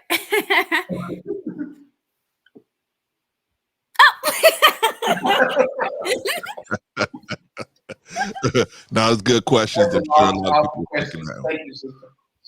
And I'm sure, and I think it's good, man, that we acknowledge somebody like Dominga, man, because good women are not acknowledged enough, in this space, and we want to acknowledge all the good women that we got here. I got a lot of good women over here, man, working with me, so I understand, and I've been blessed enough to have those kind of women in my life, man. I'm glad that you got one. That you actually got one in the house with you, man. It just changes your whole reality, man, when you got somebody like that in your life, man. So. It did, man. It's nothing like, I tattooed, and some people not into tattoos, but I got all these tattoos when I was going through a whole bunch. But one tattoo I have is "Make Peace Be Still," because I remind myself to make peace be still, and she was God sent to make peace be still. So if you're looking for drama and mess, you ain't gonna get it from me, and you're not gonna get no lies from me. If I messed up, I'm gonna apologize because we're not perfect. But right. I don't allow nobody in my life. I'm even talking about family members. I used to be so nice that I used to take stuff. And then this Deion Sanders and Shilo Sanders thing really made me say, man, you better take care of yourself first. Because don't nobody care about you but you. So there you go. That's and then I started to get on track because giving and helping people, and black people and white people and all colors, and just loving people. You still can love people, but you got to make sure you take care of yourself first, because people will step on you in a heartbeat and throw you under the bus if you really don't be careful. Because I saw, and I never thought it would come from Deion Sanders. I've had a couple people to hate on me and lie on me, but not put me on TMZ and pretend like I attacked your son. So, and I lost a lot. I had a nonprofit in West Dallas. I had about $10,000 coming in from to pay the electricity and run the after school program and the summer program and feeding the kids. And when they found out, I was like, no, I was telling them like, no, but I know what Deion posted on TMZ, but it's not true. It's not true. And I know. And then the people from Steve Harvey, they called and they said, yeah, we got to let you go because we see this TMZ report. And I said, but Deion's lying. Deion's lying. It's like, we understand, we wish you the best, but we got to drop you. And I'm like, wow. So that was hurtful too, because I was like, wait a minute, it's all a lie, but they don't want to hear that. They're running a business. Right. Yeah, man. Hey, man, I appreciate you even stopping by, man. And, you know, if you got to go, just let us know when you got to go, brother. But, you know, we're going to plow ahead. We're going to look into this a little longer. Any other questions or comment before I go? Because I got about 3 minutes on my roll. Anybody else? And yeah, don't, Brother Clarence, you didn't scare the sister. The sister has some awesome questions. Now she's scared. Hey, man, that's my little sister, man. She know I'm gonna go after her. She gonna go after me. So you know, she got a question. She might have another one. You got sister, you got another question for him? No, I mean, you actually just brought up about the programs.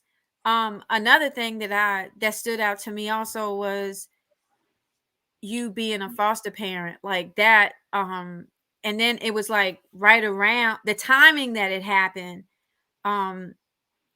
It just, that was powerful. So like, I just didn't like, I think seeing that documentary, like I said, I know that I hear you talking about it on the stream, but seeing that documentary made it, it put me in your shoes, like, cause you just really walked it. I appreciate how you walked us through it from the beginning and actually like seeing different people talk about like, no, he wouldn't even do that. Like, was it, I don't know if it was Miss Nash. I don't. That was Miss Grace, but she said, "That's just it's not him.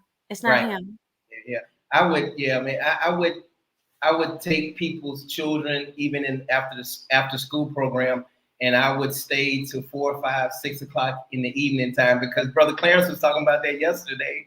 How and Brother Rico's like the parents don't come until they leave their kids at school or at the football practice, and they don't come until practice over with at 3, and they show up at 4:30. I was the one that was just sitting and wait for. And I got that from my parents. My parents were foster parents. They adopted 3 girls from New Orleans, and when I was coming up, we would have foster kids to come to the house all the time. So that's what gave me the heart and love to take care of children, because my mom would call me, like, I remember a lot, but this one jumps out. A kid was burned really bad by his parents. Oh, and, wow. They put him in the tub and they scalded him, and the left side of his face and his arm and his leg he had big sores on it, and they took him to the hospital, of course. And then after the hospital, they brought him to here. But I remember my mom unwrapping those Band-Aids and stuff, and he had those big boils on his face, and his left eye was closed. And my mom would say, go get some toys, or go get your baseball and play baseball with him.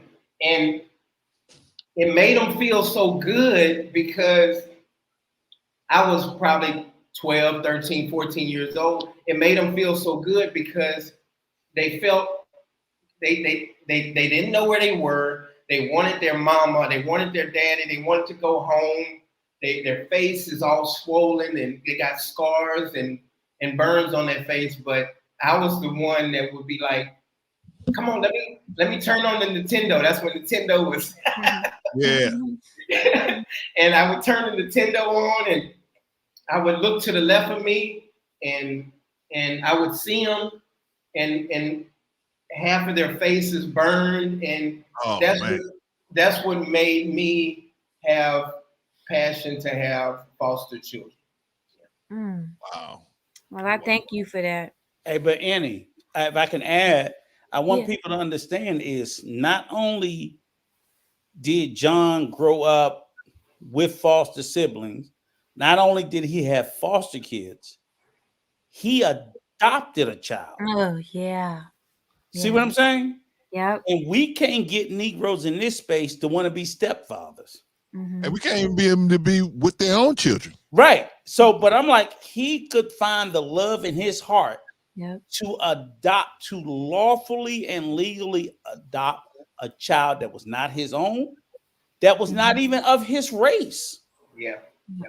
I'm gonna say this, and I'm gonna run. Rico, thank you so much. But I've been through a lot. We all been through a lot. Everybody on this panel. But let me tell you most hurtful thing when I got that knock, and I'm not going to talk about it too much, but I got a knock on the door at 2:00 in the morning, and I had my foster kids and my son. They were sleeping in bed, and I had just taken my medication, and I was laying back and relaxing, and I heard a knock on the door, and as a white man and 2 black women, and I opened the door up. I thought it was the media. I said, "What the hell?" I opened the door up, and they said, "John Darjean." I said, "Yeah, that's me." I said, "We came to pick up all your foster kids." I said, "Why?" I said, "For what?" You've been found guilty of child abuse. I said, "Child abuse?" I thought one of those knuckleheads in the house, because you got the 1-800 number on the refrigerator. Right. Yeah. Well, they called on you, right? I thought one of the knuckleheads said, because I told her, I said, "No, take y'all butt to bed, go to sleep." I would tell them that. I'm calling people on your ass. And then some of them, one of them would always say he was hungry. I remember that. And I was like, "Boy, I 3 meals a day." I said, "That's all I got to feed you is 3 meals a day."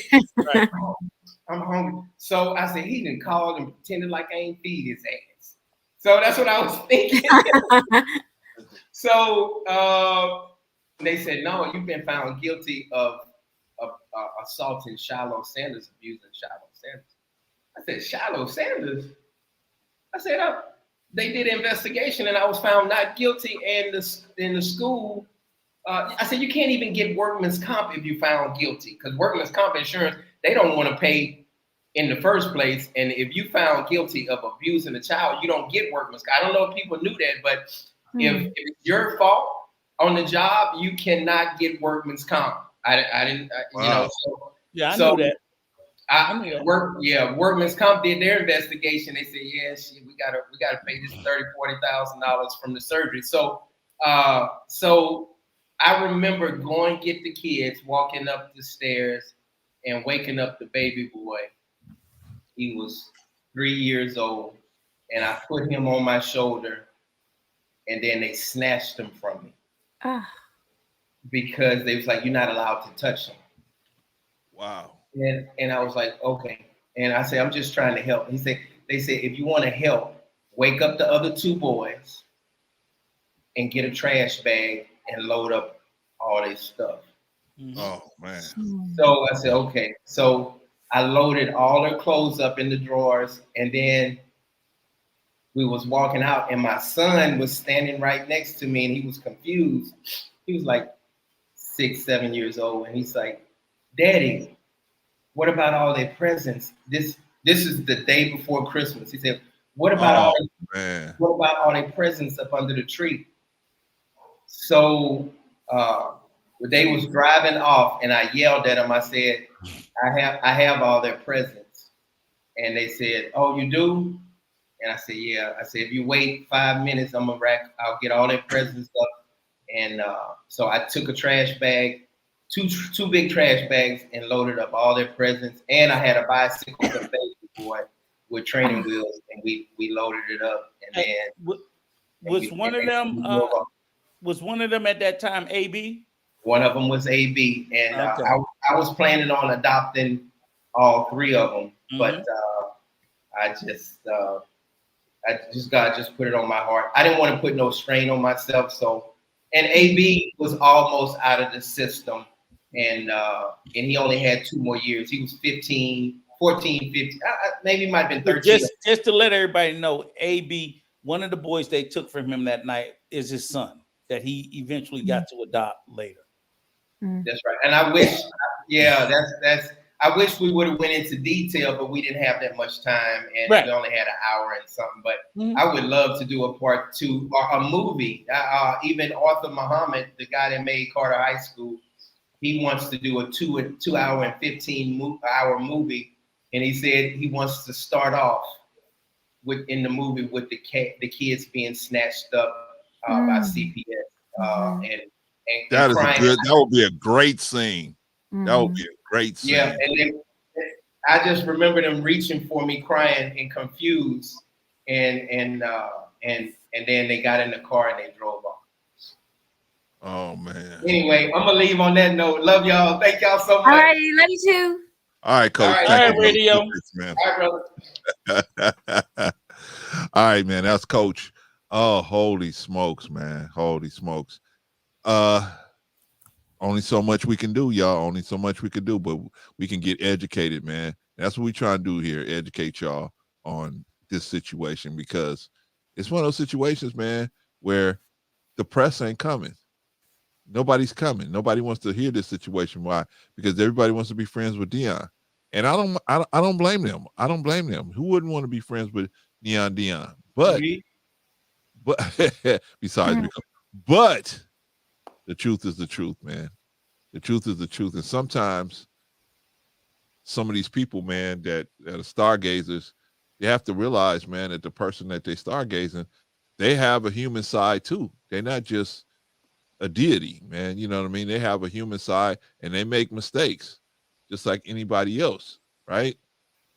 Okay, so let's get back to the May I just say something real quick? And I may have to drop and then come back up a little bit late because I gotta do some running around.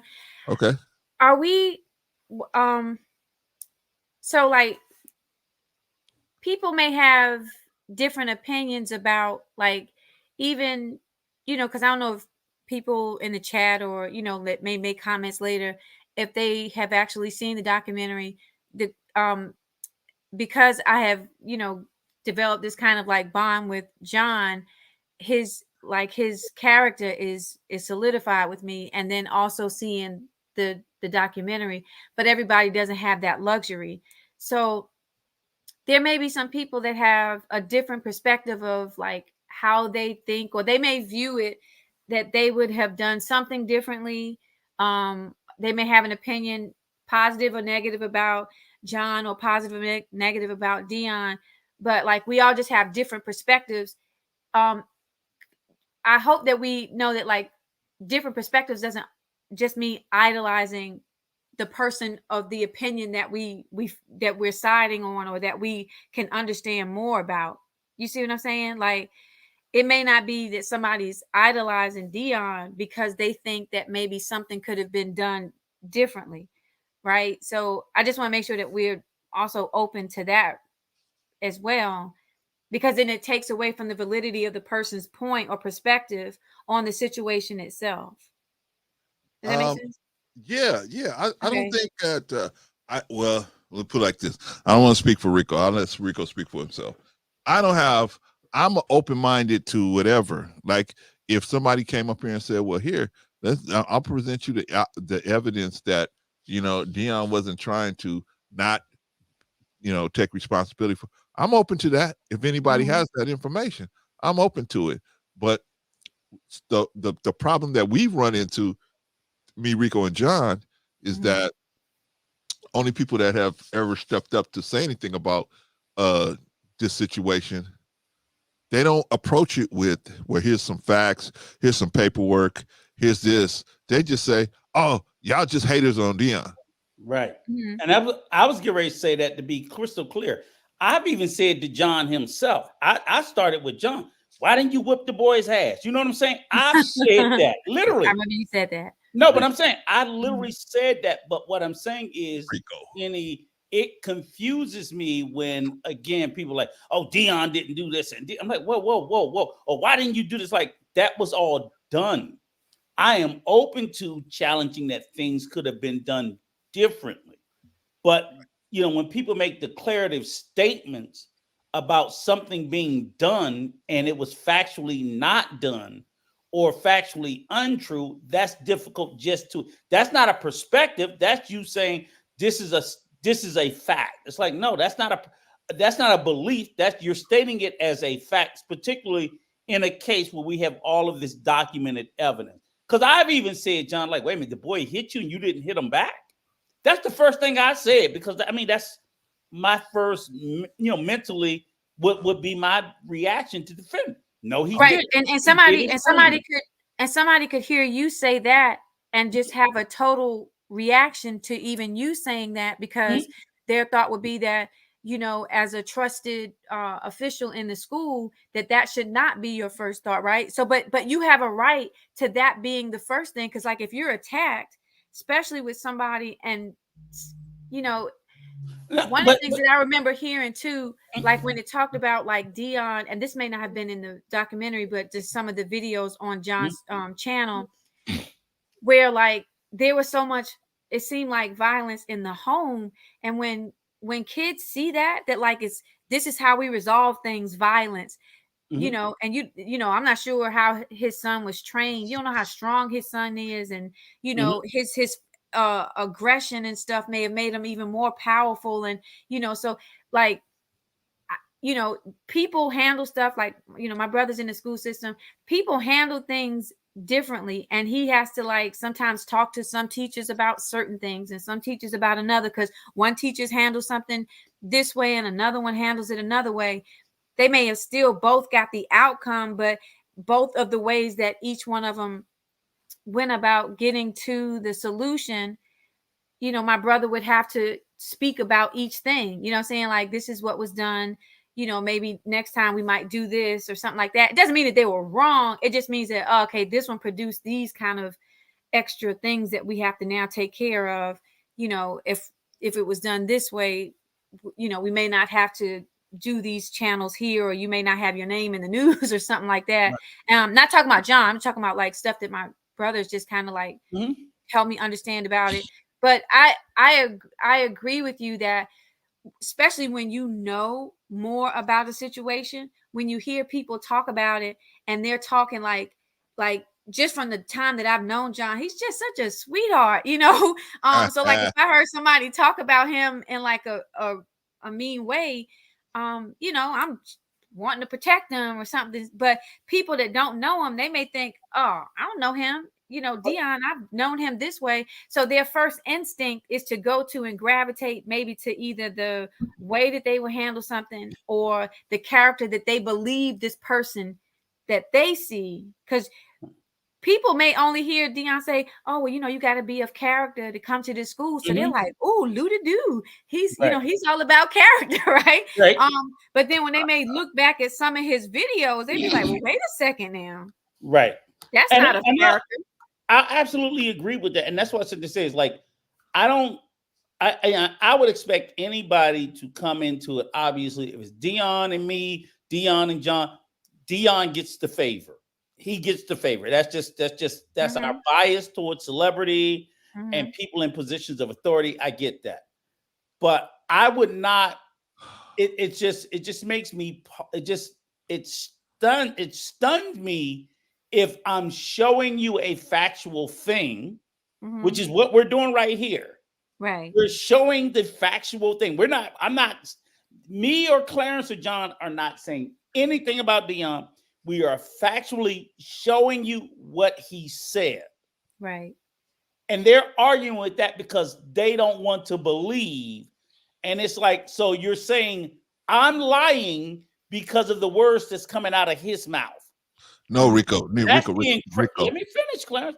I'm saying that's the incredulousness, because again, if I told you Deion said something, it would make sense to me that you would call me a liar because I'm representing it. I'm saying, here's the words, and you're saying he didn't say that. And it's like, huh? No, Rico. That's what they're doing. Here's the words that would, but in reality, they're not saying you're lying. See, in America, we have had, since we had slavery here, you see something that's wrong, but you ain't supposed to say it. So what Deion's people are saying is, it may be wrong, for we rolling with Deion. Right. So, but I'm saying so you're agreeing with me, and that's what I'm saying. That's the problematicness of it. It's like, look, I didn't say this. Continue on. Right. I'm not saying this. I'm saying you see this, and you're telling me you didn't see what we're all looking at. Well, they're telling you they don't want to see it. Right. So that's what I'm saying. So then at that point, to me, it's not a perspective argument. It's not they don't see it that way. It's as Clarence described. They don't want to see it that way because they're too heavily invested in that person that no matter what you show them, the image they're doing. Yeah, they're invested, like you say, in that image. They're invested, and it's like, but yet you sit there and you look at me and tell me I'm for a money grab. Oh, you just wanted. I'm like, I can't believe this. This is not a perspective where you know what it makes me think of, Annie?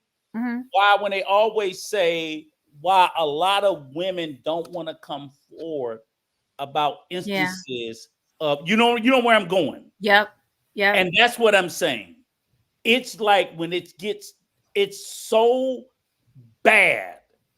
So I hate to conflate it that too, but it's just like that's the thing. And I can think of other things. No, actually, that's a really good point, Rico. It's crazy. You know what I would just say to and not just in this situation, but because we're talking about this one, what I would say is that because this is pretty heavy. Like anything where happens where like a child or school and a teacher or something, because and first of all, Rico, you did an amazing job yesterday. Thank you. And you did have some language, but you did a absolutely great job.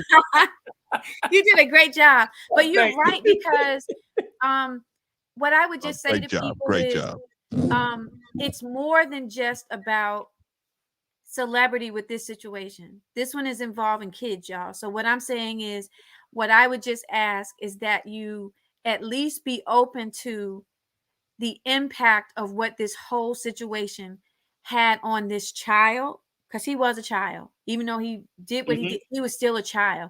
The impact that it had on this child, what it was that was this child was dealing with in his home that was allowing him to bring that aggression into the school, and how that home life, when you bring it to the school, how it impacts the school officials that are there, that are really just trying to educate and protect the kids. So I would hope that we're all being open to hearing and not having these layers of like admiration and being stuck on just this one way, and that the way that you would have handled it is the only way that it could be. And just looking at this from the perspective of, this is the way that this one man handled it based on all these other things that he was having to go up against. He had a young man who was just, set on probably entitlement, what I'm saying? Frustration, hurt, and remember, it was where Deion said, oh, he could just go wherever he wants. If he wanted to be his mom, he could be here. If he be his dad, kids still need some stability. They need somewhere that is home. So like when you're saying that he was like, playing volleyball back and forth, wherever you want to go. So now he's getting to make these really adult decisions at the age that he did. So he probably had this air of like this arrogance from like who his father was, his ability to control where he stayed. People probably in the school system that maybe allowed him to do certain things because of who his father was. And then here he's now being told, no, yes, you can't do this. So he just, wait, what? You know, even John said that he said to him, do you know who my dad is? Yep. Yeah, but do you know what your actions are? That's what we're addressing right now. I don't care who your daddy is. This is the actions that you have that now warrant this kind of consequence. So I'm thankful that y'all are doing this. And I applaud you, Rico, for just being so strong in this. And Brother Clarence, like even like when I was listening yesterday, you can only be who you are, and that you're going to think about the kids first. You know what I'm saying? So even though you were over there and they were about, listen, this is all about, forget that. Yesterday. Yes, look, but any, look, in all fairness, after watching all those videos, I'm like, look, I'm watching these kids beat these adults half to death. Yeah. So at this point, and I get it, my heart goes, because again, and then I'm listening to 10 and 12-year-old girls right down the road from us, right down the road, Prince George's County. And again, and I'm like, okay, look, enough is enough. Enough is enough. And this is, though all of those videos occurred in the last 2 years, and that was just a snippet. I showed 4, I could have showed 40. So at that point, again, and I'm not saying to throw them away, give up on them, but I'm like, we got to pay attention. And at that point, it was just like I said, it was just a lead in to so that John could discuss his story more. We could get out the fact that it's on Tubi. It's a great documentary. It's well done, very professional, but still, and I agree. I think all those things about Shilo, what he was going through, I think about the angst that I had as a 15, 16-year-old kid.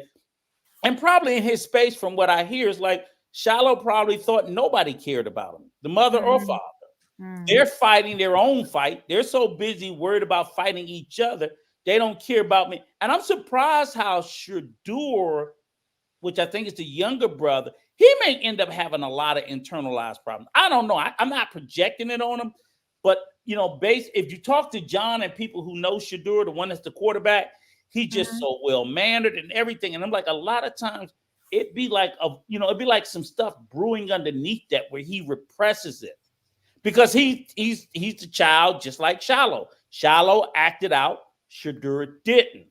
But they both experienced the same things, a very contentious divorce between their mother and father that played out in the public. You know how kids are. That's why your mother left your father and all this stuff.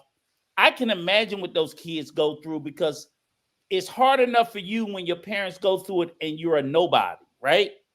Right. But at least nobody knows. You're the child of celebrities. Oh my God. You wouldn't have survived at my high school the way we would have dumped on you. So I think about all those things, but to me, none of that. The only situation, I probably wouldn't have cared if he assaulted John and John walked away okay. I'd be like, come on, man, just a kid, blah, blah, blah, blah, blah. I would feel totally different. It's the fact that he's disabled for life. And now it's like, oh my, that's what adds all the added extra weight to me, because I don't think about these children disabling someone or, a teacher or taking their life, but they can and they do it. Yeah. That's the problem. Yeah. They can and they do it, disable them, grape them, and take their lives. And that's just insane to me.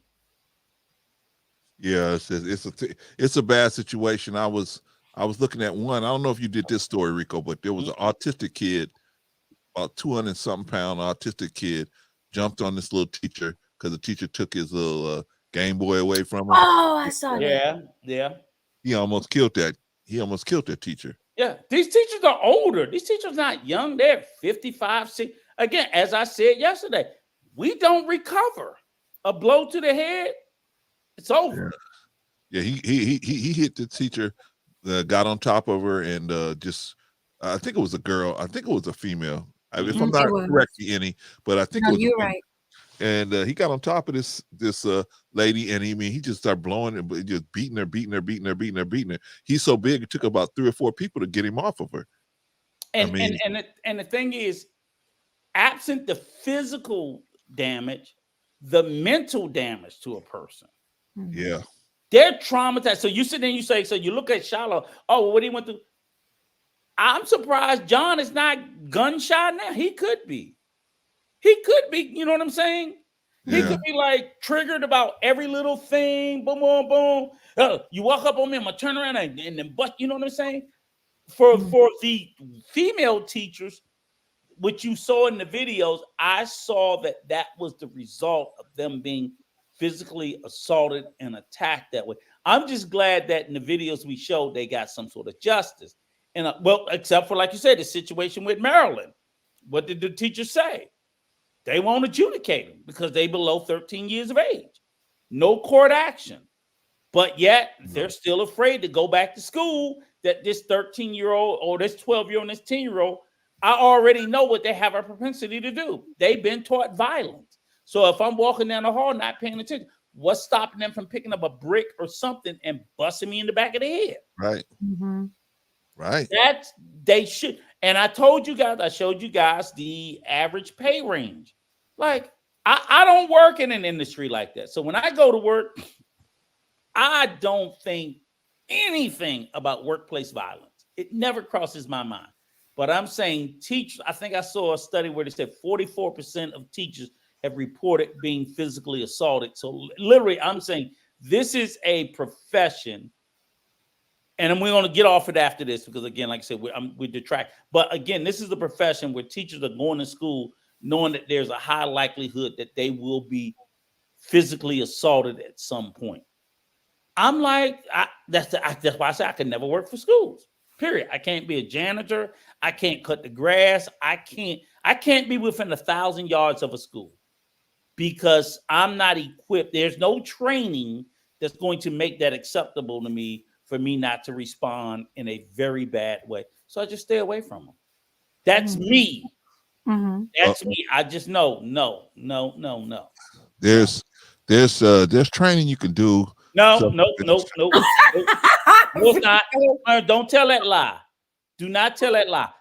There's no training on the face of the earth that's going to allow me to be assaulted in any way. And not you didn't let me finish. I never said nothing about being assaulted. Oh, okay. Well, I'm just saying I'm going to respond inappropriately.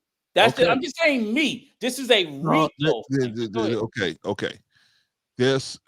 So I train with many teachers and deans and students and all that, and they have no problems. They're nothing because that they are trained to kind of deal with assaults, right, or possible assaults. And I think that's part of I think that's something that they leave out of training for teachers, is that they don't deal with the possibility that they may be assaulted, right? I want to ignore that and just say, I just want to ask you one question. I'm sorry. I swear to God, I'm really sorry. Lee. No, just listen for a second. And Annie, you stay with me, though. Think with me, right? Because I see what he's saying, and I agree with you. But my question is, this is what drives me crazy. Why should teachers have to? It doesn't matter why they have to. No, Clarence, it does matter because we're not beyond their control. No, it's beyond everybody's control. No, teachers should go and teach. Are we teaching our pastors? Our pastors could be assaulted. I'm like, come on. My heart breaks thinking about people who should not. I don't want everybody to be taught for conflict. I don't want my pastors to be taught how to defend themselves. I want it to be a place where that should never happen. We all do, Rico, but we got to be realistic. No, I'm being realistic. Something's wrong with us if that's the go-to. That shouldn't be our go-to. Our go-to to create a society where people in those positions shouldn't have to. What happened to us? Agreed. We're sitting around and we're saying, oh, throw our hands up. Everybody get a gun. I hate when I hear that narrative. Oh, tell the teachers to walk around with it. I don't want teachers walking around with guns. Neither do I want I. them to I go don't and wanna do teach. that. I I want don't them to wanna go go. and teach, but that's where we're moving to. That's my But issue. okay, Churches but are doing it. Rico, which end of the situation can we control? Can we control? We can control. We get this- rid of guns. We can. I didn't even ask my we- question, Rico. Go ahead. Can we stop society from moving in a more violent direction? Yes. Or can no, individually we can't do that. Yeah, we can. Okay, Yes, how can we individually do that, Rico? Yes, we can. Bless you. But How can we do that? Because I'm not going to give you an answer because I don't want to derail. I say yes, but go ahead. all right. I say yes. I can't. Thank you, Deion. No, All right. I'm just saying I can't. And you know what I'm saying? My passion is I can't accept that. That's all I'm saying. It's like, I need to hurry up and check out of this place because this world is gone to hell. Look, Brother Terrence, did you finish? Because I was going to say something, but I wanted to make sure you were finished with that. I was not. Okay, There's go a ahead. certain person on the panel that interrupts me every time I try to talk. I'll tighten up. I'm not going to say no names, right? So, no, I think there's a way we can. We unfortunately, the situation is a situation. That's like going to the bank and saying, "Hey, they should just be able to leave the vault open," right? But yeah, they should, because everybody should be grown up enough where nobody would run back there, right? But unfortunately, that's not the situation. Our situation is we have to prepare for the eventuality that somebody will breach common decency. We have to prepare for that. And some of these kids, man, they ain't never learned how to, like Annie said, they never learned how to deal with conflict other than violence. And the problem is they all wearing the same clothes. They're all eating the same food. They all have backpacks. You don't know what's going on. You don't know which ones, until they do it, are the ones that are way out of control. So unfortunately, we have to be prepared for that, and our teachers have to be prepared for that. They're not getting no major salaries, and even if they were getting like $100,000 a year, they still should be prepared to defend their lives from these little kids, even though they're going through divorces and the foster care system and all these other things, horrible things that they have to go through. Yeah, but still, that doesn't mean they have the right to just go ahead and just attack and jump on these teachers. So the teachers need to learn, in my opinion, this is my opinion, the teachers should they be carrying weapons? No, I don't think they should be carrying weapons. But I think they should learn a little self-defense just in case one of these kids jump on them, right? I mean, because that's a very real possibility, especially when you work in a certain neighborhoods and districts. That's a very real possibility that one of these kids could jump on you. Okay, any turn, or you going long strokers? No, I'm just going to let any go. Okay, there you go. Come on, already interrupted were you me finished? already. Wait, were you finished? I am finished. Okay. All right. This is what I would say. What may unfortunately happen is that teachers not gonna, because they just going there to teach. They didn't, there's some teachers that they're not teaching because that's their passion. That's the job they could get. So everybody's not in there trying to like take care of the wholeness of a child. They're just trying to teach them for the moment that they're in that class.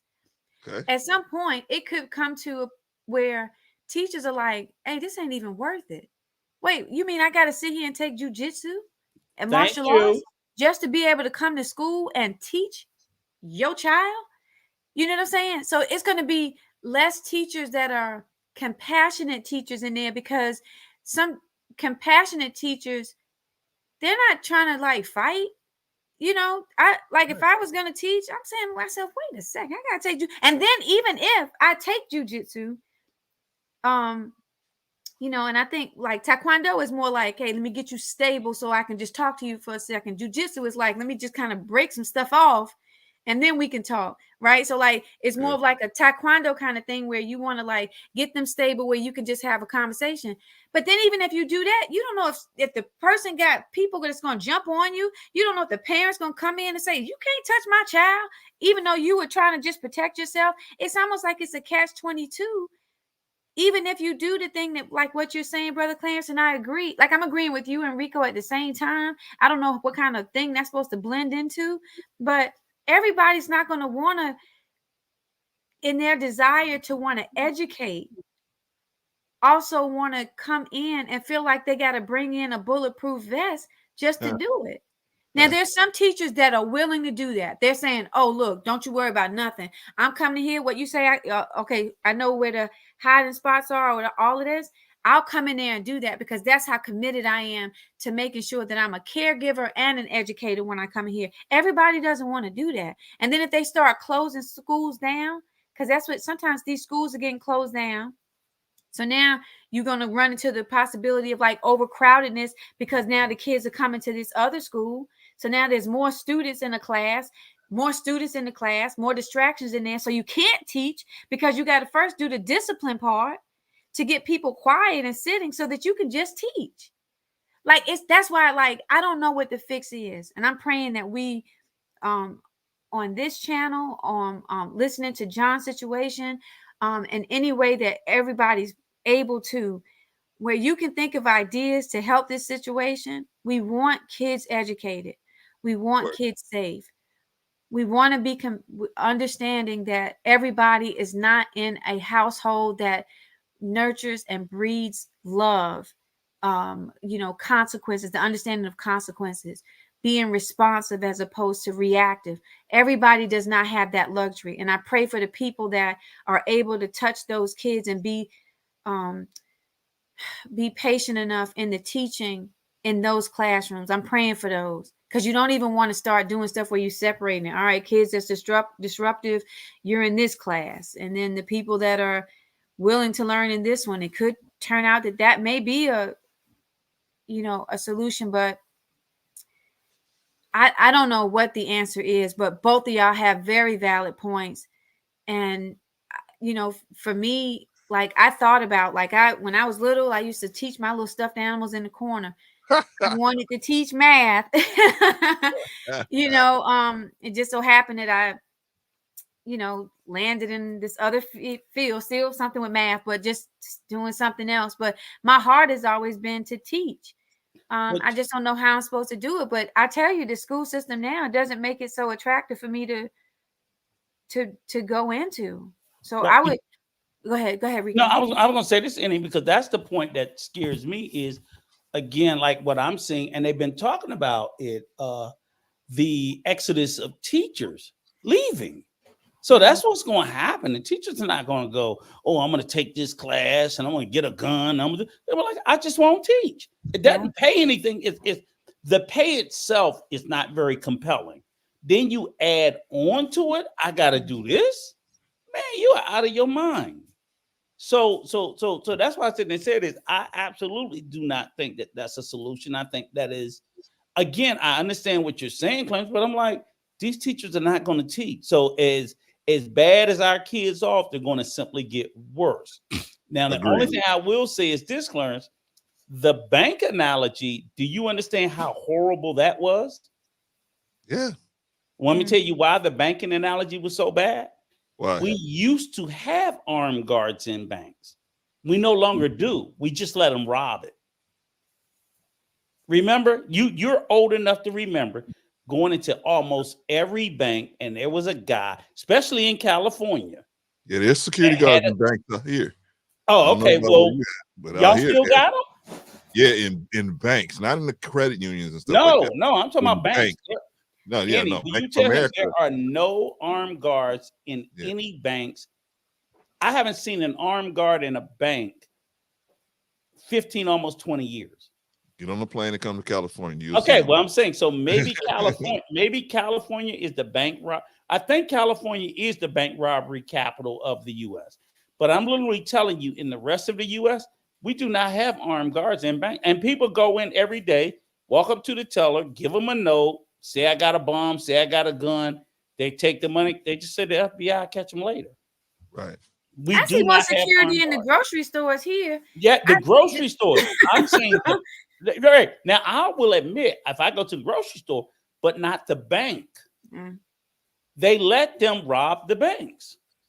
So that's why I said when I thought about that analogy, I was like, we let them rob banks. We don't stop them. Well, I mean, my position is you don't even, I mean, there wouldn't even need to be a need to rob the bank if we took the whole thing where we're just going to let them rob it. Hey, just leave the vault open. Right? Yeah, but what she, you know, like how they do at the hospital. Hey, Mhm. follow the green line right to the vault, right back there, right? But Clarence, you made the position that teachers learning jujitsu, karate, I'm just use that word, or being armed.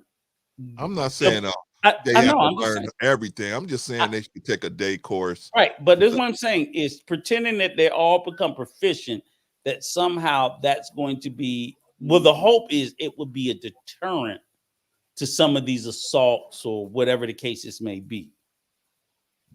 Well, let's let Rico, before you get that out, let's let Annie run because she's got to go. She's got to close the statement. Yeah, no, this is great. If I'm back and you're still on, I may come back up, but I just wanted to make sure I said something to John before he left. But I thank both of y'all for both of your positions, because it's going to be a combination of it that's going to help bring forth some resolution. So I'm thankful also that you're bringing this up about John, because he, when he talked about like how his name was just kind of marred on TMZ, he didn't have the same kind of ability to bring his story to light. So I appreciate that y'all are making sure that it doesn't, just kind of wither in the wind. So I thank both of y'all. Thank you, sis. Appreciate you, girl. All right, love y'all. Me. I love you. All right, y'all have a good day. All right, sis. Bye-bye. All right. Can I finish? You were saying something? Yeah, I was just finish, sir. No, I'm just saying again. I think I want to make sure that I heard your position. I'm clear about it. But again, I don't see where, and I agree with you. I mean, ultimately what you're saying is you wish these people could fight, right? Yes. I mean, no. defend themselves. I'm not saying they could fight. What I'm saying is you can defend yourself from harm. Right, but what I'm saying is, and I just use that as a generic term. I use that generically. Fight, defend yourself, some sort of self-defense techniques, whatever. But none of those. That's two different things. Those are two different things: fighting and defending yourself. I get that. I get that. I said I just use it as a generic term. I'm not. I know you know that. I'm talking about the people out there. And they're two totally different things. Okay. You wish that teachers and school personnel had some sort of self-defense training. I'm saying none of that would do. That would help, Rico. I'm not saying this is the answer, but I think that would help. Listen, the situation as far as having these teachers being assaulted. I think right. It would help, but what I'm sitting there saying is I don't think in any way it will cause a decrease in the number of assaults that still will occur. Why would let me finish? Okay. It would change the outcome. So in other words, okay, if you have 50 teachers get assaulted, right? And 50 teachers got beat up, right? Huh? Are you following me? Huh? Okay, so the next year you got 50 teachers get assaulted and 25 of them took self-defense classes. Only 25 of them got beat up. But still 50 of them got assaulted. But okay, so we can't control. Okay, let me say this real quick, Rico, and I'm gonna let you finish. You're not gonna never be able to control the number of people who's crazy enough to assault a teacher. What you can control is the number of people that have to go to the hospital, right? That have to go to the mortuary. That is the number we can control. Right. So that's what I'm saying is that's what So that's what your issue is addressing. Right. Is the results of these assaults. Exactly. And I get that. I get that one. Okay, now we on the same page. I agree. Your solution affects the results. What I'm saying is it's not the results of the confrontation. I'm trying to address why the confrontations. And somehow I could care less about the results if you could figure out how to prevent the confrontation in the first place. See, there would and be that's no the part we need can't for. control. Huh? That's the part we can't control because all these kids come from different backgrounds, different But households. what I'm saying is, you're saying we can't control it, and I'm not definitively clear that we can't control it. How would you do it, Rico? That's what. Okay, Clarence. That's the solution I think we should be working towards. I'm not saying I got the answer. I'm not saying I got it. Just like your self-defense doesn't stop it. It just changes the results.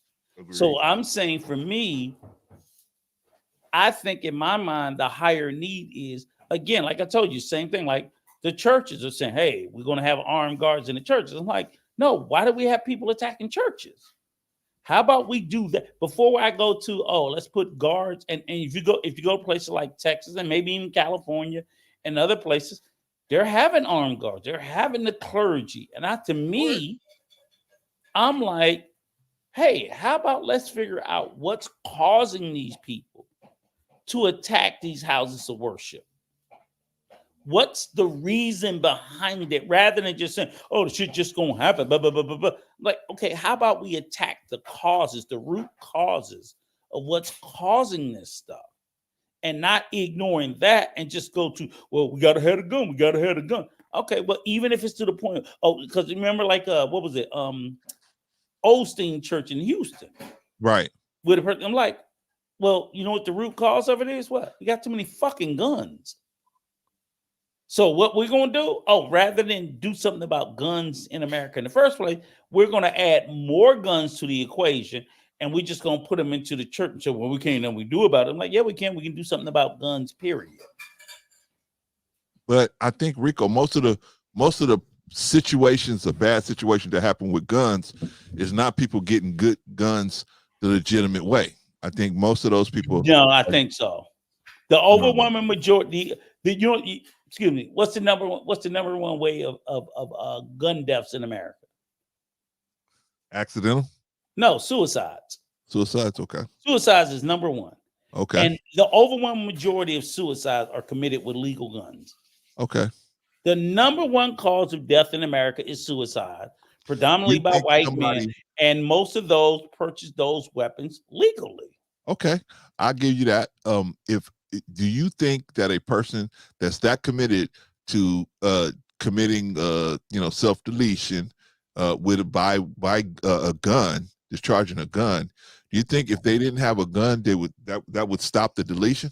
Yes, overwhelmingly, statistics have shown most people who can't get access to a gun do not look for necessarily alternative means. Like they're not jumping in front of trains, they're not jumping off the roof, they're not even taking pills, which to me is like, I mean, if I'm gonna unalive myself, it's gonna be with a bunch of pills, not I don't know. But for some, no, I'm saying statistically it's been proven. Now it doesn't, we wouldn't know until we remove the option of the accessibility of guns. You take away the accessibility of guns and see how many people choose to unalive themselves with an alternative method. They have looked at that because that's the argument everyone said. Oh, well, if they don't use a gun, they're just going to use something else. Well, let's see. And what they've looked at is most of the people, for some reason, it's like people who unalive themselves through the use of a firearm. It's a knee-jerk, it's a rash reaction.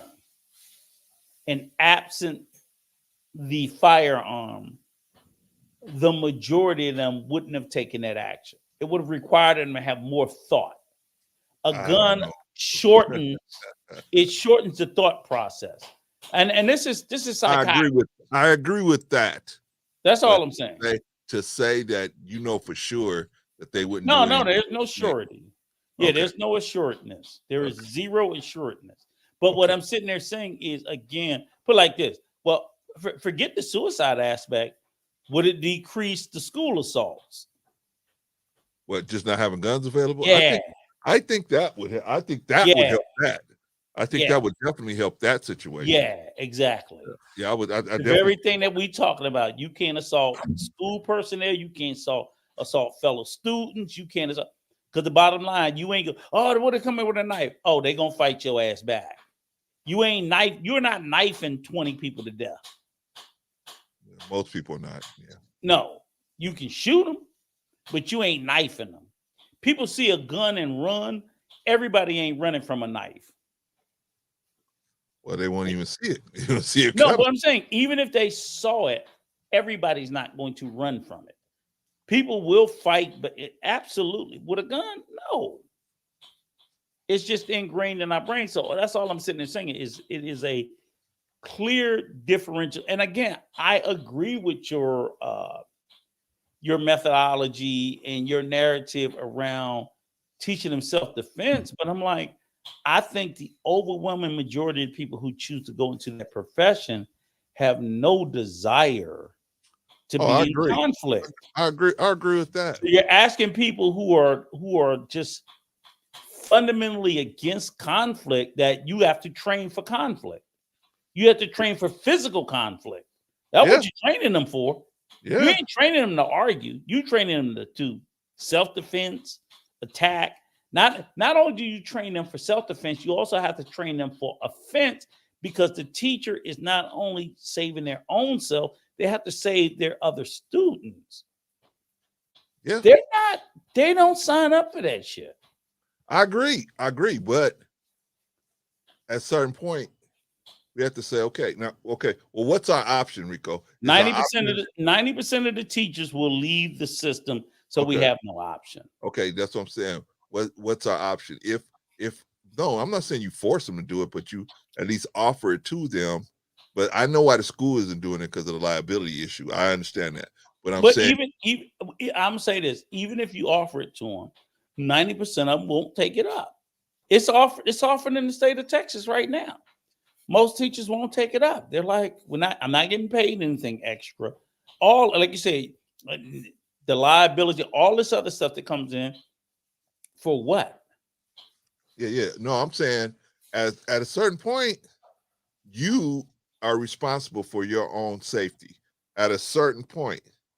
All right. So if you know that you're working in a location where these things are possible and you are not protecting yourself, then yes, you should be able to go to your work environment and not have to worry about anything going to happen. But in our society today, anything is possible.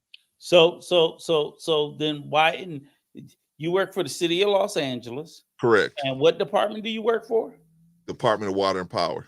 So why didn't everybody there also taught self-defense classes? Because it's a possibility. No. It's a possibility. I understand.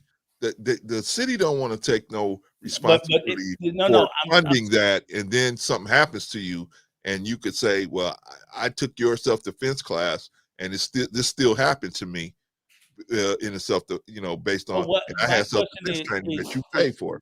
But your position is that teachers should expect that it's a possibility that it could happen on the workplace, especially if they're working in certain environments. Yes. But down here in Watts. So let me ask you a question. Why does that not apply for water and power? It does. It should, right? They give us dog.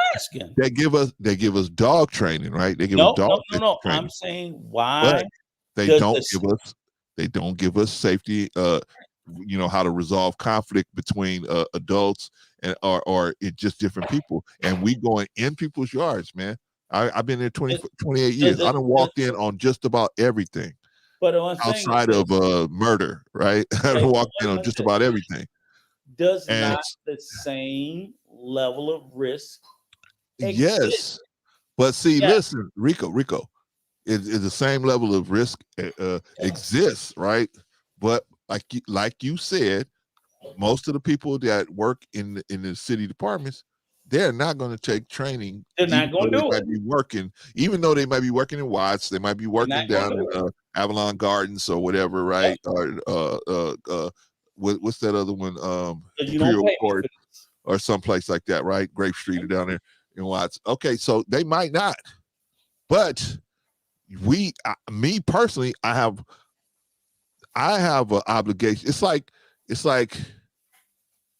you could wear a bulletproof vest if you want to. If you work in a security system on a security job or not, it's up to you, right? But I'm saying that we will get better outcomes as far as these attacks, because I don't see how we can stop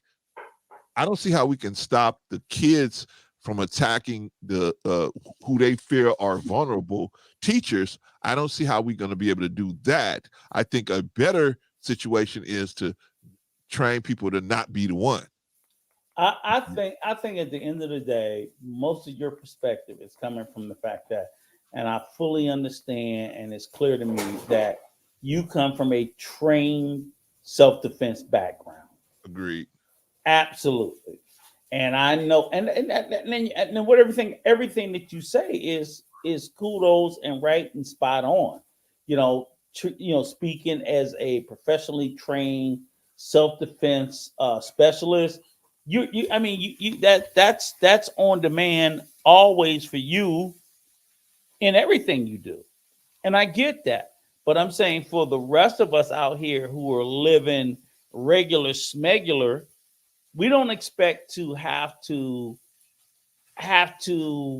train ourselves up to that level, because we feel like, hey, I live in a space that's not even involved in anything like that. If I'm just doing regular smegular stuff, why am I training like SEAL Team 6 or or the Army Rangers? Like, what the fuck? I'm not going out doing what they're doing. It defies logic for regular smegular to have to train anything greater than regular smegular. I'm not being compensated for it. I do regular smegular. I do everything I can to keep myself out of positions of anything greater than regular smegular. But you're telling me, oh, you need SEAL Team 6 training. No, I'm not saying you need. No, Rico. Stop right there, because you're misaligning what I'm saying. I'm not saying you need a SEAL Team 6. That's there if you want it, but no, I think that they should. There you go. I'm just saying that they should have at least some type of training. Okay, well, how would you handle this situation? How would you handle, and some options on handling certain situations? That's all. Really, it's the mentality. If in fact they thought they needed some type of training, they would have taken it on their own. That's what I'm saying. They should take it on their own. The average citizen don't believe, like the average American. Here's the funny thing about it. Factually, we got more guns in this country than we got people. Okay. Right? Okay. But less than half the people in this country own guns. Right. So what happens is the people who are self-defense proficient, gun enthusiasts, they own all the fucking guns. The average gun owner owns half a dozen or more guns. So you say it's 330 million Americans, 350 million guns. So it's like, oh, everybody in America got a gun.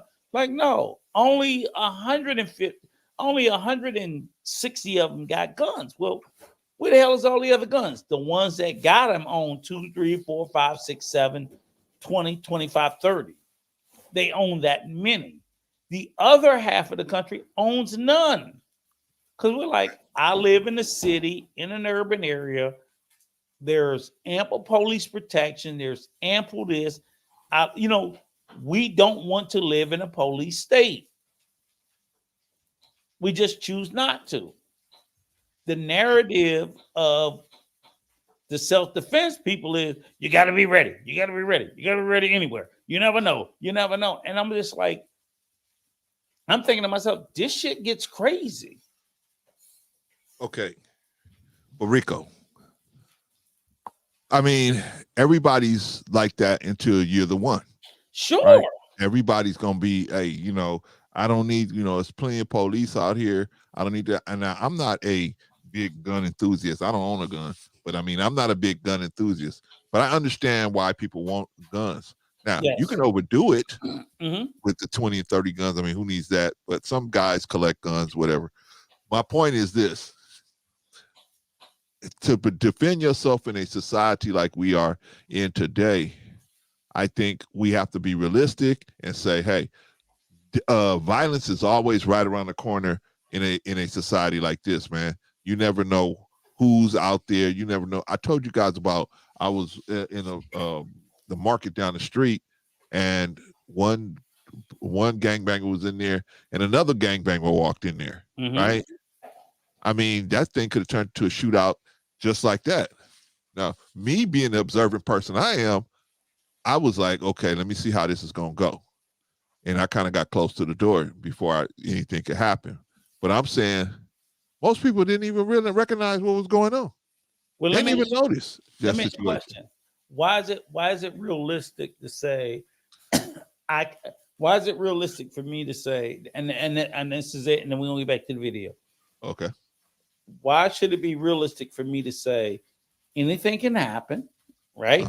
Right. Say that's a realistic perspective, but not realistic for me to say nothing should happen. In other words, as much as I know that anything can happen, why can't I also live in a realistic space that I live in a world that nothing like this should happen because I'm regular smuggler living in regular smugglerville, and this is not where this shit's supposed to happen. So why do I have to accept the premise that, well, it's just guns everywhere and there's violence everywhere and blah, blah, blah, blah. Like, I don't accept that position. That I'm not saying you got to accept it. But I'm saying. This is what I'm saying. Okay. I'm saying I don't accept the position that the world is so fucked up. And I know it is. I'm saying I push back that if the world is that fucked up, we need to be doing something about the world, not getting more guns. I agree with you. What I'm saying? Yes, I understand that. I understand that. But in the meantime, until the world gets back right the way it's supposed to get, we probably going to have to, everybody's going to have to accept responsibility for themselves, because in the end of the day, if let's say I walk into the supermarket, like you say, and some dude, just decides that, hey, I'm the one that day, and he's going, I look like whoever made him mad or whatever, he thinks he takes me for that person, and he decides he wants to get down with me. What can I do? Say, hold on, let's wait for the police to come, and then you could do that, or let's find the security guard and let's see if we can. I'm on my own out here, and so that's my point. No matter how we say, I wish it would be this way, like we will be Dorothy and click our heels and go back to Kansas, right? We want that, but that to me is not the efficient side of the stick to work from. The efficient side of the stick to work on is, I'm going to make sure nobody does nothing to me and my family. That's what I'm going to do. Now, if the world changes where I don't need to carry a weapon, then cool. It'll get to the point where I don't need to carry a weapon. Okay, cool. But until then, or if I don't need to learn self-defense, until then, I should at least know how to deal with a certain situation. I was just talking to a mailman friend of mine this morning, and we were watching the video on. I don't know if you saw the mail carrier got attacked in Gardena, California, down here. And fought back. Yeah, I saw something about it. Yeah, he fought back with his face. He fought back. He fought that dude back with his face, right? Okay. Well, but I mean, hey, you got what you got. That's all you can do. Yeah, but my point is, why was he able to be assaulted like that? Right, which is what I was speaking to, like in the first place, right? Okay, so we know that there's some people out there that they don't care whether you got a uniform on, you just doing your job, or whatever. The guy ran up behind him or something, right? Well, yeah, but he was. Well, my friend was telling me that the guy he was squatting in one of the houses down there. He had got some of the utilities turned on in his name, and he wanted to get a piece of mail delivered to him so that he could go into the court and say, I've been living here, I got the utilities in my name.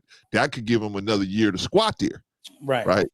So that's what my friend was saying. So he was saying that's probably what happened. And so the guy knew, because of his route, he knew he don't live there because the house is for sale, right? So he know he don't live there, but he been squatting in that house. And so he wouldn't give him no mail. He wouldn't give him nothing. And the guy got upset over that. But my point is, even if we are like, we look at it, the utopia that you're looking at, Rico, we say, well, Why mine's got to be utopia? This should be this way, right? And it should. I agree with you. It should be that way. It should be that way. But unfortunately, it's not that way right now. And we can't, because I guarantee you, Rico, if somebody do something to your grandbabies while you out there, you gonna make it happen. Exactly. You're gonna make it happen.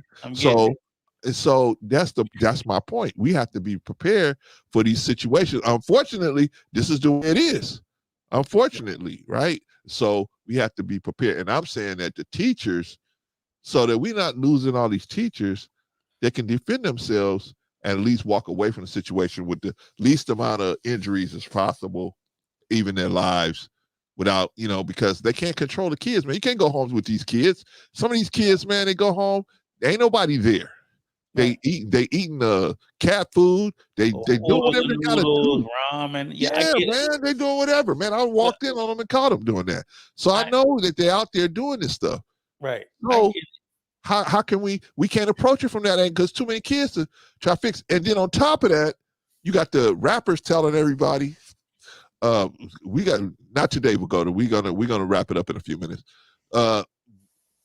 You got the rappers telling everybody, hey, it's okay to be this evil person that's gonna attack everybody and you don't take no L's. So now it's being reinforced. And the rappers get all the girls, so that reinforces the rappers. Mm-hmm. They got the girls and the money. So it's just a bad situation all the way around. And I think we as a people, I agree with you on this point. We should have a no tolerance for violence against teachers. There should be just like a no tolerance on that. Okay. The kid's 13. Okay. So the kid's 13. You got to go to a camp at least, right? You got to go to camp somewhere. You get expelled. Fuck it. Yeah, no, expelled is not good enough, Rico. They should have to really deal with. That's the problem. That's why. Yeah, if you have to make an example to sit there and bring. But see, this stuff happened with Shilo before. Shilo was picking on kids before, and he never had no consequences for it. And it accelerated to this point, right? And so we got to have some consequences for these kids that put their hands on the teachers. Mm-hmm. That's in my opinion, so they can learn better. Because like I know, man, there's always somebody better, and one of these days you're gonna put your hands on somebody you didn't even know. Take your ass up, man, dude. I had a little sister out here that was harassing me one day about this gate out here. She didn't even know who she was talking to. I was about to literally send her to the hospital. But her friend talked her out of putting her hands on me, and they left. Yeah. But I mean, but our kids don't know, man. A lot of them, they just don't know. All right, Rico. So let's do this. Let's finish this. Let's finish this little thing I want to talk about here with Prime Time for the Truth. And then I think we're wrapping. We got one more video I might do, but I think we'll wrap it up after this. All right, let's look at this situation here. Okay. Wasn't able to secure it for Focus didn't have the video at that point. Okay, so we're at the point where Deion Sanders is saying that some kind of way he was able to get a look at the video, the security videos, but they have just some type of way disappeared, right? They weren't able to be presented in court because that would have showed John absolutely did not attack this kid. But guess what? Mr. Sanders made sure he paid whoever he had to do, or did whatever he had to do to acquire the school videotapes that are now missing. Yeah, he got them on the down low. Got them on the down low. Or whatever that means. All right, let's continue. Yeah, you know what that means. Do you know, did you ask to see it? Of course I asked to see it. Okay, and so do you know kind of how their video camera system worked there? Yes. So when you're asking to see it, I'm assuming that would have been pretty close in time to when you returned to town after all this Just the happened. next day. Okay, so around the 18th or 19th, something like that. Who would you have gone to request to see it? I know head of security wasn't going to give me the video. Who's head of security? I have no idea, but whoever it was, they weren't going to give me the video. I forgot who, someone slipped. Okay. This is him saying he doesn't know who the head of security is, at the school that he is the athletic director at. Yep. Right? Does any of this make any sense? Hell no. Okay, this ain't making no sense, right? But hey, man, go Deion, go, right? Slipped and gave, not slipped, but they manipulated and gave us the video. That's how we got our hands on the video. It's not like the school provided the video for us. And who did you request at the school to provide it? I don't know who it was that gave us that video. Down low. I don't know who it was that gave you the video. Very good, very good, very good. All right, here we go. But I mean, did you make it? And I know Of course. You're making it sound like, Mr. Sanders, that somebody sort of on the DL, on the download, gave you that video. They did. Okay, that's what I thought. Now, when you interviewed Mr. Sanders, Deion Sanders, he had already. Okay, this is the CPS guy. Am I right, Rico? Yeah, that's the CPS investigator. That's Okay. Child Protective Services investigator Ham. Okay, this is a CPS investigator. I was supposed to investigate whether Coach John actually attacked Shilo, right? And he did interview Deion. Okay, he did interview Deion. He interviewed Shilo, and he interviewed John, right? And Deion gave him some information in the beginning that don't match his testimony today, right? Okay, so I'm gonna stop that right there. Because we're gonna get up out of here, man. But let me bring him down.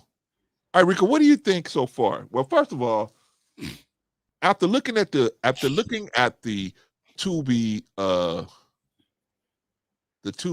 documentary, what did you think about the documentary?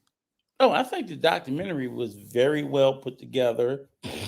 I think it covered like maybe 40-45%, because there's a lot more to be told, but it told enough of the story that from the overall you get, I think you can walk away with the impression that obviously Deion was less than fully honest. Definitely. And ultimately, like I said, a court of law adjudicated that Shilo, his son, was responsible for the injuries and the disability to John. Right. And from that alone, him being a minor at the time of the occurrence, from my belief or perspective, that the custodial parent, which I believed at that time was Deion, is responsible for what said minor child does, to include disabling someone. How he managed to wiggle his way out of it, I have no idea. I think morally, ethically, and legally it's wrong, but he paid somebody and pulled that bullshit off. God bless him. Fortunately, Shilo is still on the hook for the judgment, as is his mother. He's about to go on to the NFL and go on to fame and riches. I don't think it's fair that he should be able to get away without paying, making whole the judgment that was rendered against him for actions that he did while though he may have been a minor, he still was responsible for it. You know, you just being a minor doesn't alleviate you a responsibility of your actions. So we got all over America, we have 14, 15-year-old kids locked up in jail. And even in some places in adult jail for things they did as a minor. So our jurisprudence does not allow us the luxury to say, well, if the kid's under 18, they go out and they assault somebody, they kill somebody, they grape somebody, they hurt somebody, that they shouldn't be punished. We don't look at it that way. So in this case, again, Shilo was found responsible on a civil suit, which is a lot better than if it was a criminal suit where he could have been looking at potential of loss of freedom, things like that. And I just think he just needs to fucking pay up. You know, if not pay up fully, make some sort of way to make John whole, because he's disabled and Shiloh's out there playing fucking football. Yeah. He's out there playing football. He's out there pursuing his athletic endeavors in college with his father, with his brother, with his sister, and so on and so forth. So what's wrong with the system that we're saying that that's okay, that cheaters should win and non-cheaters should lose? I think it smacks of bullshit, especially coming from a wealthy family, a position of privilege. Everything about this story is wrong. So I encourage everybody, go out, watch the documentary, see it for yourself, watch the depositions, see what Shilo and Deion says. The depositions are both of them under oath on video. And ask whether or not you should believe your lying ears and your lying eyes. Yeah. All right, Rico, you know what? Let's just do this, man. Let's just wrap this thing up. Let's just give me a closing remark on this situation, man, and then let's get up out of here, man. Yeah, thank you. Again, let me tell you again, thank you for coming and helping me yesterday, brother. No Couldn't problem. have done it without you. Great show. Great stream here. Good way to break it down. Maybe, like I said, you can do a part 2 next Sunday to finish some of the addition. I mean, it's just a thought. I hope that showing the depositions and the videos that people have seen and will walk away with a open-minded perspective of what we showed, and they can see for themselves. So again, I think you did a great job. Forget the sidebar. We went off with the teaching thing. I still believe in that. But again, no, Vagoda, you're not privileged. I don't even know where that came from. I wouldn't even shout out to Vagoda, man. I don't. Again, in case you don't know who Deion is, Vagoda, he's black. So again, I think his son came from a privileged background because they had money. So if you got money, Vagoda, I think your ass is privileged. So if you come from very wealthy parents, yeah, you're privileged. If you come from poor people, no, you're not privileged. That's how I look at it. Now, if your parents Vagoda got money and you're rich, yeah, your ass is privileged.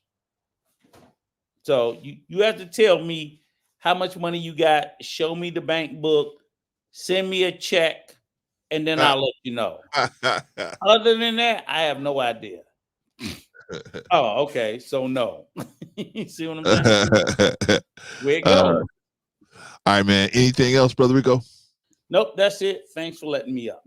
Hey, man, thank you, man. And like you say, man, I'm the same way, man. I couldn't have got this far without you. I remember everybody told me, don't have Rico on there. Rico's going to ruin your Rico's going to ruin your channel. Rico's going to ruin it, bring it down. You'll see. You don't listen to me. And, man, my numbers have done nothing but explode, man. So shout out to Rico. I ruin everything. Yes. Shout out to Rico. Shout out to Coach John. All right, brother. Thank you, man, for coming up. Appreciate you, man. You know, I'm just a phone call away, man. So, you know, if you're ever doing something and you want some support, you know, you got me, man, at all times. Shout out to Shilo, by the way. Enjoy your Sunday, and shout out to Sister Annie, Brother Vaughn, Vagoda, all of the Let's Talk to Better Black Life family. I couldn't do without you. I've learned so much from over here, and Brother Trey, everybody. Brother Trey. Everybody. Oh, Brother Vaughn, yeah, keep your foots in our one, keep your right foot in our ass and your left foot on our neck. Make us be better. Yeah. All right. Thank you, brother. Have a good night. Thanks, brother. Have a good time. Enjoy the family. All right, y'all. That's this Brother Rico. Pull him down. All right, y'all. What y'all think? Clarence, why you not up? Because I busted my lip. We were fighting this morning and my lip popped open again. So it keeps bleeding. I was out there fighting with the Brotherhood this morning. All right. So anyway, what y'all think, man? What do y'all think about Coach John Darjean and his situation with Deion Sanders and family and company? What do you think? Should he be allowed to be made whole? The guy's got screws in his neck, has 4 major neck surgeries. What else has to happen to the guy before the people just say, you know what? Hey, man, just pay the man. I mean, the problem was John wasn't looking to get paid from the beginning. He was just looking to just have his medical bills taken care of. He was put in a position where he kind of had to force, he was kind of forced to sue Deion, right? Because the insurance company wanted Deion to pay those bills. And Deion said, oh no, we're not paying for this dude. He's just trying to get money. Bad move on Deion's part. Let's get back to the teachers. Should the teachers be walking around with semi-automatic pistols? I don't think so. I think what they should be doing is, the least they could do is have some type of self-defense training. Now, Rico said, oh, you talking about Team SEAL, Team SEAL, Delta Force training. I'm not saying you got to have Delta Force training. You could just go to a one-day event and just learn some simple moves that you could do in case you would end up in certain situations, right? That's all I'm saying. Because you in this life by yourself. You in this life by yourself. At some point, you could say, yeah, that was wrong that they attacked me. But where you going to say it from? The graveyard? Right? Right? Or the hospital? Right? These people out here, man, they crazy. They're attacking women. I saw a video the other day, man. Dude attacked a woman with a hammer. Just hit her ass in the head. Bow. Right? I mean, the people are crazy because the society is crazy. The vibe is crazy. The energy that's coming from the top down is crazy. It's crazy. So, beloved, we have to learn how to maneuver through this. Somebody told us, be ye of the world, be ye in the world, but not of the world, right? So we here, we in it. Somebody said you was born in sin, born and shaped after iniquity. What do you mean you shaped after iniquity? That means everything you learning, this a wicked society is teaching you how to be a man, teaching you how to be a woman. They're giving you these strange values, right? Strange teachings. You come over here, you didn't know, when you first got off the boat to come over here, you didn't know nothing about lying. You didn't know nothing about cheating. You didn't know nothing about promiscuity. You didn't know nothing about none of that stuff. You were supposed to be a maiden until you were married, right? You were supposed to be a maiden on your wedding night. Now, you're supposed to be a man of character on your wedding night. You're supposed to be a man of virtue. Today's society say, hey, nah, run through as many women as you can. And now it's gotten to the point where the women are saying, run through as many men as you can. And then the men are so crazy, they say, oh, it doesn't matter that I run through a whole bunch of women. It just matters that you ran through a whole bunch of men. No, it matters on both sides. Matters on both sides. But the problem is, we don't want to accept realities. Like I'm telling Rico, hey, man, this is a reality. You could get hurt in this profession. But some of the people, he's right. Some of the people just say, hey, man, I didn't get into teaching to be learning martial arts. I got into teaching because I wanted to give back to the community. I wanted to help, right? Trey said, I wasn't defending Deion Sanders. The truth is the truth, regardless of who perpetrated the act. Yeah, I know, Trey. I think me and John and Rico have been through so many Deion lovers that, I think Rico was a little sensitive to that. But, I mean, Deion is actually not the person, is not the guilty party here. The guilty party is actually Shilo. Shilo Sanders is the guilty party. He's the one that has to pay. But, of course, at this point, what is he doing, right? He's declaring bankruptcy before he goes to the draft, right? His lawyers, he got some good lawyers. They tell him, hey, look, declare bankruptcy before you go to the draft. That way, this person ain't going to be entitled to none of that money. And they'll discharge all your debts, And then, now John has some people that's trying to stand in the way of that, right? But the point is, Deion is telling his son, Deion did everything that he could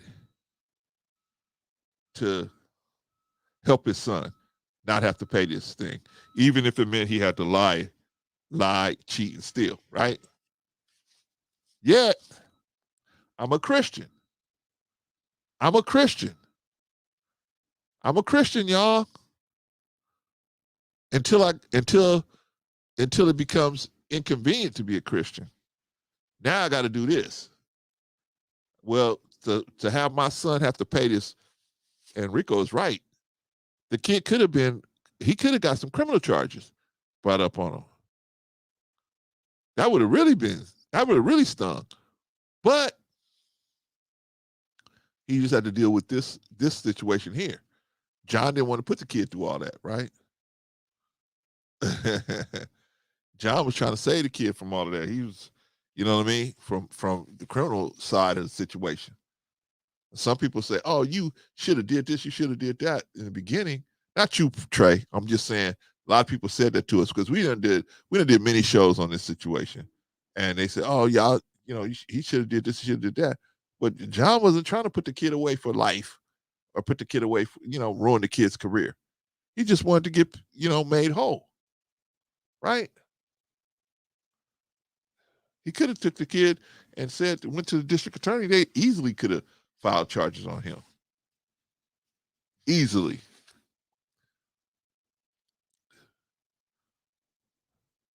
So y'all, think about this situation. Think about it. When is it convenient for you to be a Christian? When is it convenient for you to be a Muslim? When is it convenient for you to be Jewish? When is it convenient for you to be a Buddhist? Because the real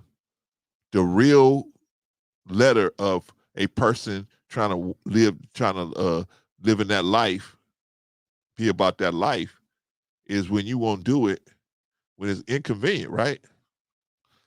It ain't always going to be convenient to say you're a Christian, right? How do I know? Ask Peter. There go one of them right over there.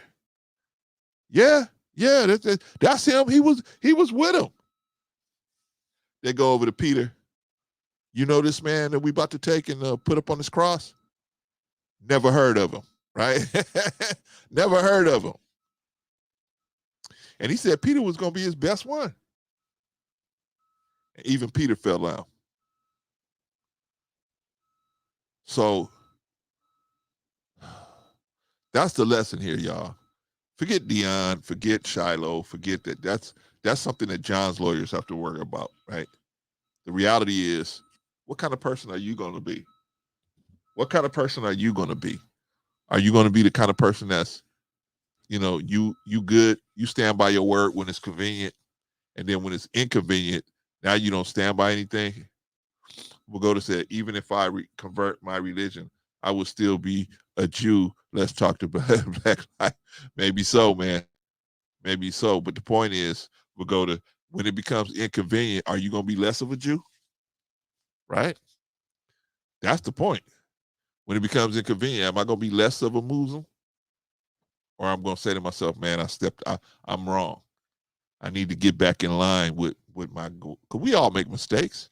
None of us are perfect, right?